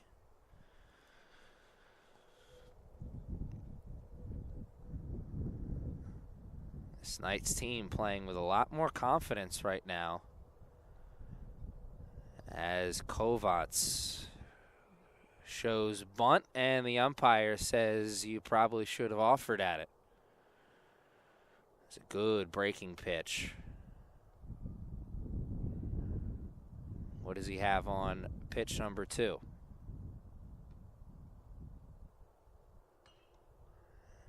He sees strike 2. As that one he does offer at, but it goes wide.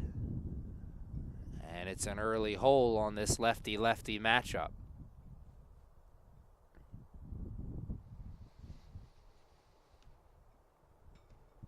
Can't get him to swing at that one, and that looked real good coming out of his hand.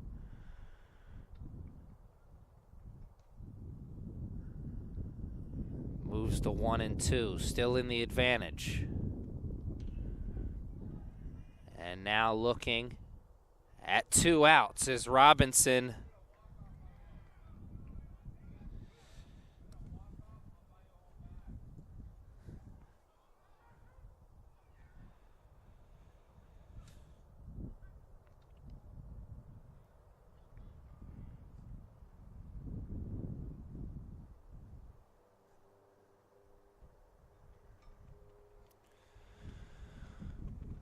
Dixon got the first 2. Can he get the third? It's Tysonable, also 0 for 3 today.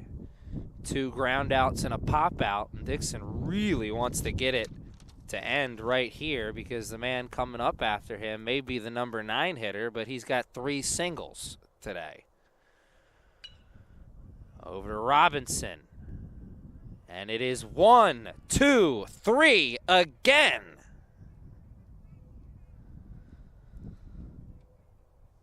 8 straight Katz batters retired by this Knights pitching staff, and their chance to see the end of the comeback trail is right in front of them here in the 7th. It is the top of the lineup due up for them. Only problem is the top of the lineup doesn't have a hit yet today. What a time to come alive right here, right now. Never been a better time than right now.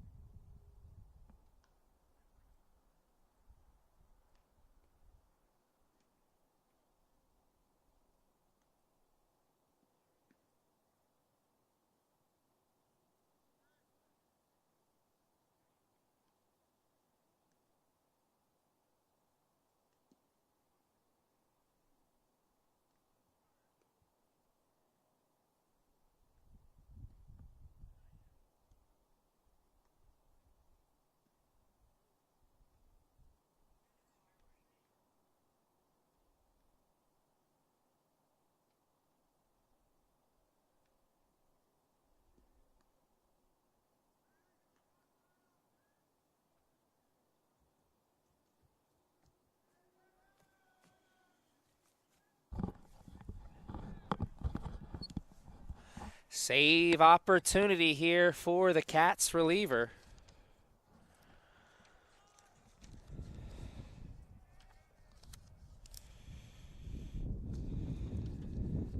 Daniel Silgado, Ethan Rayner, and then LT Jimenez due up unless they go for a change at some point. which wouldn't be altogether that shocking, as none of those gentlemen have a hit yet today. Ethan Stevens is the reliever still in the game for the Katz. He got the first part of the job done when he came in with 2 outs in the 6th. Silgado starts the Knights off with a single, and that is just what the doctor ordered when you're trying to make the comeback. A leadoff single, down 2, so you're saying there's a chance.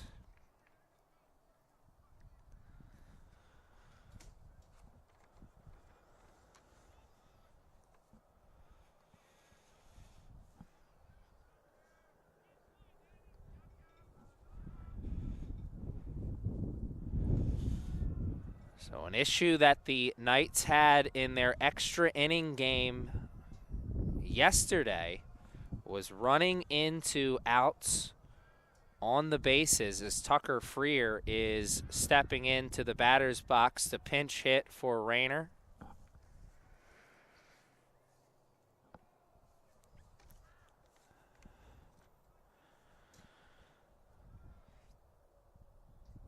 Trying to keep Silgado close. Knights are going to be aggressive here, but they gotta find the sweet spot. Cannot afford to run into outs. 2 separate times in extra innings, they ran into an out at third base. Tucker Freer, no outs, man at first. Pinch hit spot, Silgado taking second with no throw, and that will take out the double play chances at least, unless the Knights help him out a bit. Silgado, the stolen base.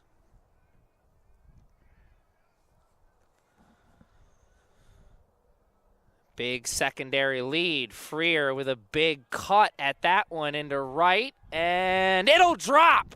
Silgado takes third, and it is now runners at the corner with no outs.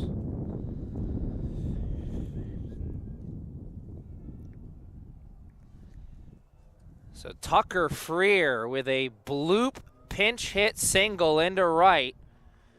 And you got to expect that we'll see him take second sooner than later, try and take that double play ball out of everyone's mind. Also, maybe try and put a play on. You may see him go for second. And if they show a throw, maybe the runner at third fakes like he goes. We saw a situation like that in Game 2 yesterday. The Allegheny team had a play like that the Knights didn't fall for. Just had a discussion over there at third base between the batter, LT Jimenez, and Tucker Freer, the runner over at first.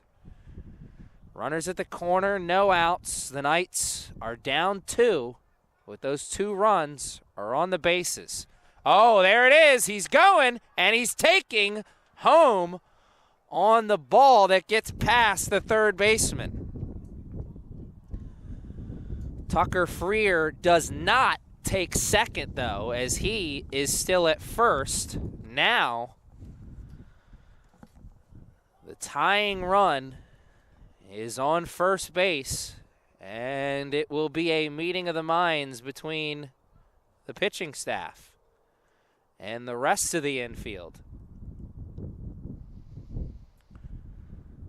LT Jimenez, the batter on. He's yet to see a pitch, I believe. So it was runners at the corner. They try and get the pickoff play at third. No hesitation from Silgado. As soon as that ball was thrown to third, he was taken off. Ball got past the third baseman. No play at the plate. Some action already here in inning number 7.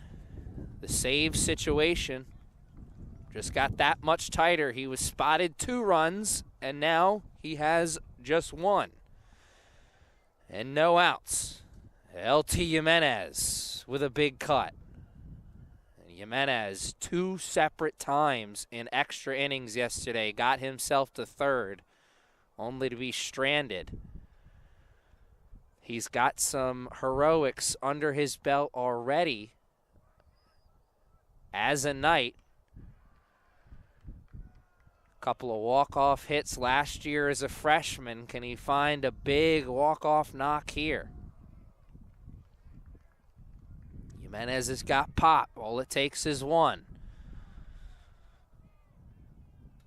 He showed bunt just a moment ago, though.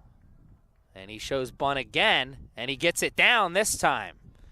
And they take the 1 run, or the 1 out at first, and that is a solid sacrifice bunt by your number 3 hitter, swallowing the pride, putting it down for the team, and that runner can score a few more ways now.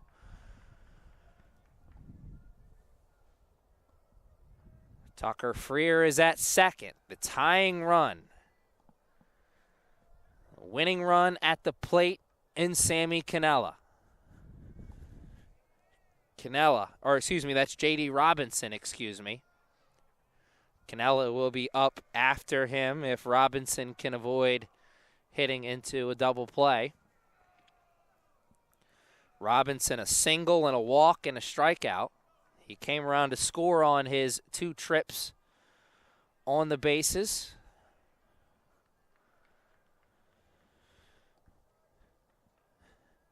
And the weather cooperating with the vibe of this game as it's brightened up, and so has the weather. No more breeze out there. Tucker Freer looking to take third, and safe. He slides under the tag. Oh, my goodness. And what looked like a potential nightmare ends up being a potential gift. That ball beat Tucker Freer by half a step. But the umpire says he got under the tag, and now Freer's at third with a few more ways to score and tie this game up. And the infield will act accordingly and move themselves up.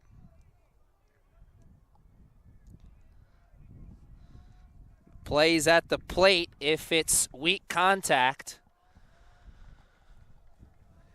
1 out. Tying run at third, winning run at the plate. And Sammy Cannella swinging like he's well aware of the situation. Could not put it in play, and my, oh my, that strikeout is huge.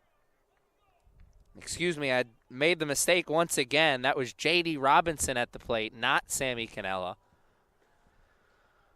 This is Sammy Cannella at the plate. The point still stands. Robinson swinging like he was well aware of the situation, looking to put something in play and go down with the sacrifice fly. Now they need Sammy Cannella to come to the plate with his 4th hit of the day. Cannella is 3 for 3 so far. All 3 of his hits are singles. A 4th single is the biggest hit of the day so far for the Knights. And Cannella lays off that one. Good job of keeping that ball in front. The runner stays at third. Freer looking to move on anything that gets past the catcher. Any way they can get that run home. Cannella. Big swing. Big miss. And the moment gets a little bigger with a strike on the board.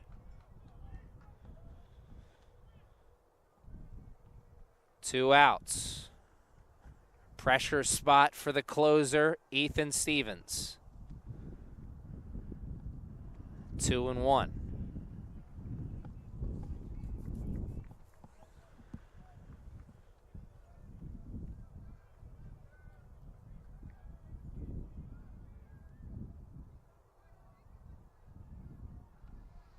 Time called. Not given. Ball gets by. Here goes Freer, and we are tied. Oh, my goodness. What a moment. The catcher called for time. The pitcher came to the plate with it. And we have got a brand new ball game.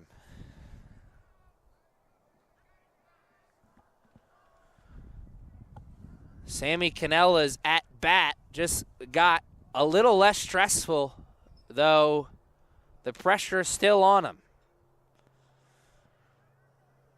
The difference between hitting with a chance to tie and a chance to win, though. And Canella earns himself a trip down to first. And Kai Higginson, he was asked to swallow his pride last time he came up to bat, and he laid down a sacrifice bunt that brought some runs across the board. Higginson expected to swing away and swing for power this time. Winning run at first. We're playing some extras, maybe. Higginson sends it deep into the outfield, and that'll touch Canella around third, and there will be no play at the plate. The Knights walk it off here for their first victory at home. It is a 7th inning comeback, and what a moment for Kai Higginson. What a moment for this Knights team. They were down 7 after the first 2 innings, and they score 8 unanswered runs to earn their first victory here at the Castle and break their 7-game losing streak. It starts with one. Is that the one that turns this Knights season around? Congratulations to them on their first home victory of the year, and congratulations to Kai Higginson on a walk-off moment that I'm sure he will never forget. Aaron Thomas, thanking all of you at home for joining us on this beautiful Sunday afternoon. It was a beautiful Saturday as well, though the action a little bit sweeter on Sunday if you're a Knights fan, as they go 1 for 2 against the Katz. Until next time, good afternoon, good evening, and good night.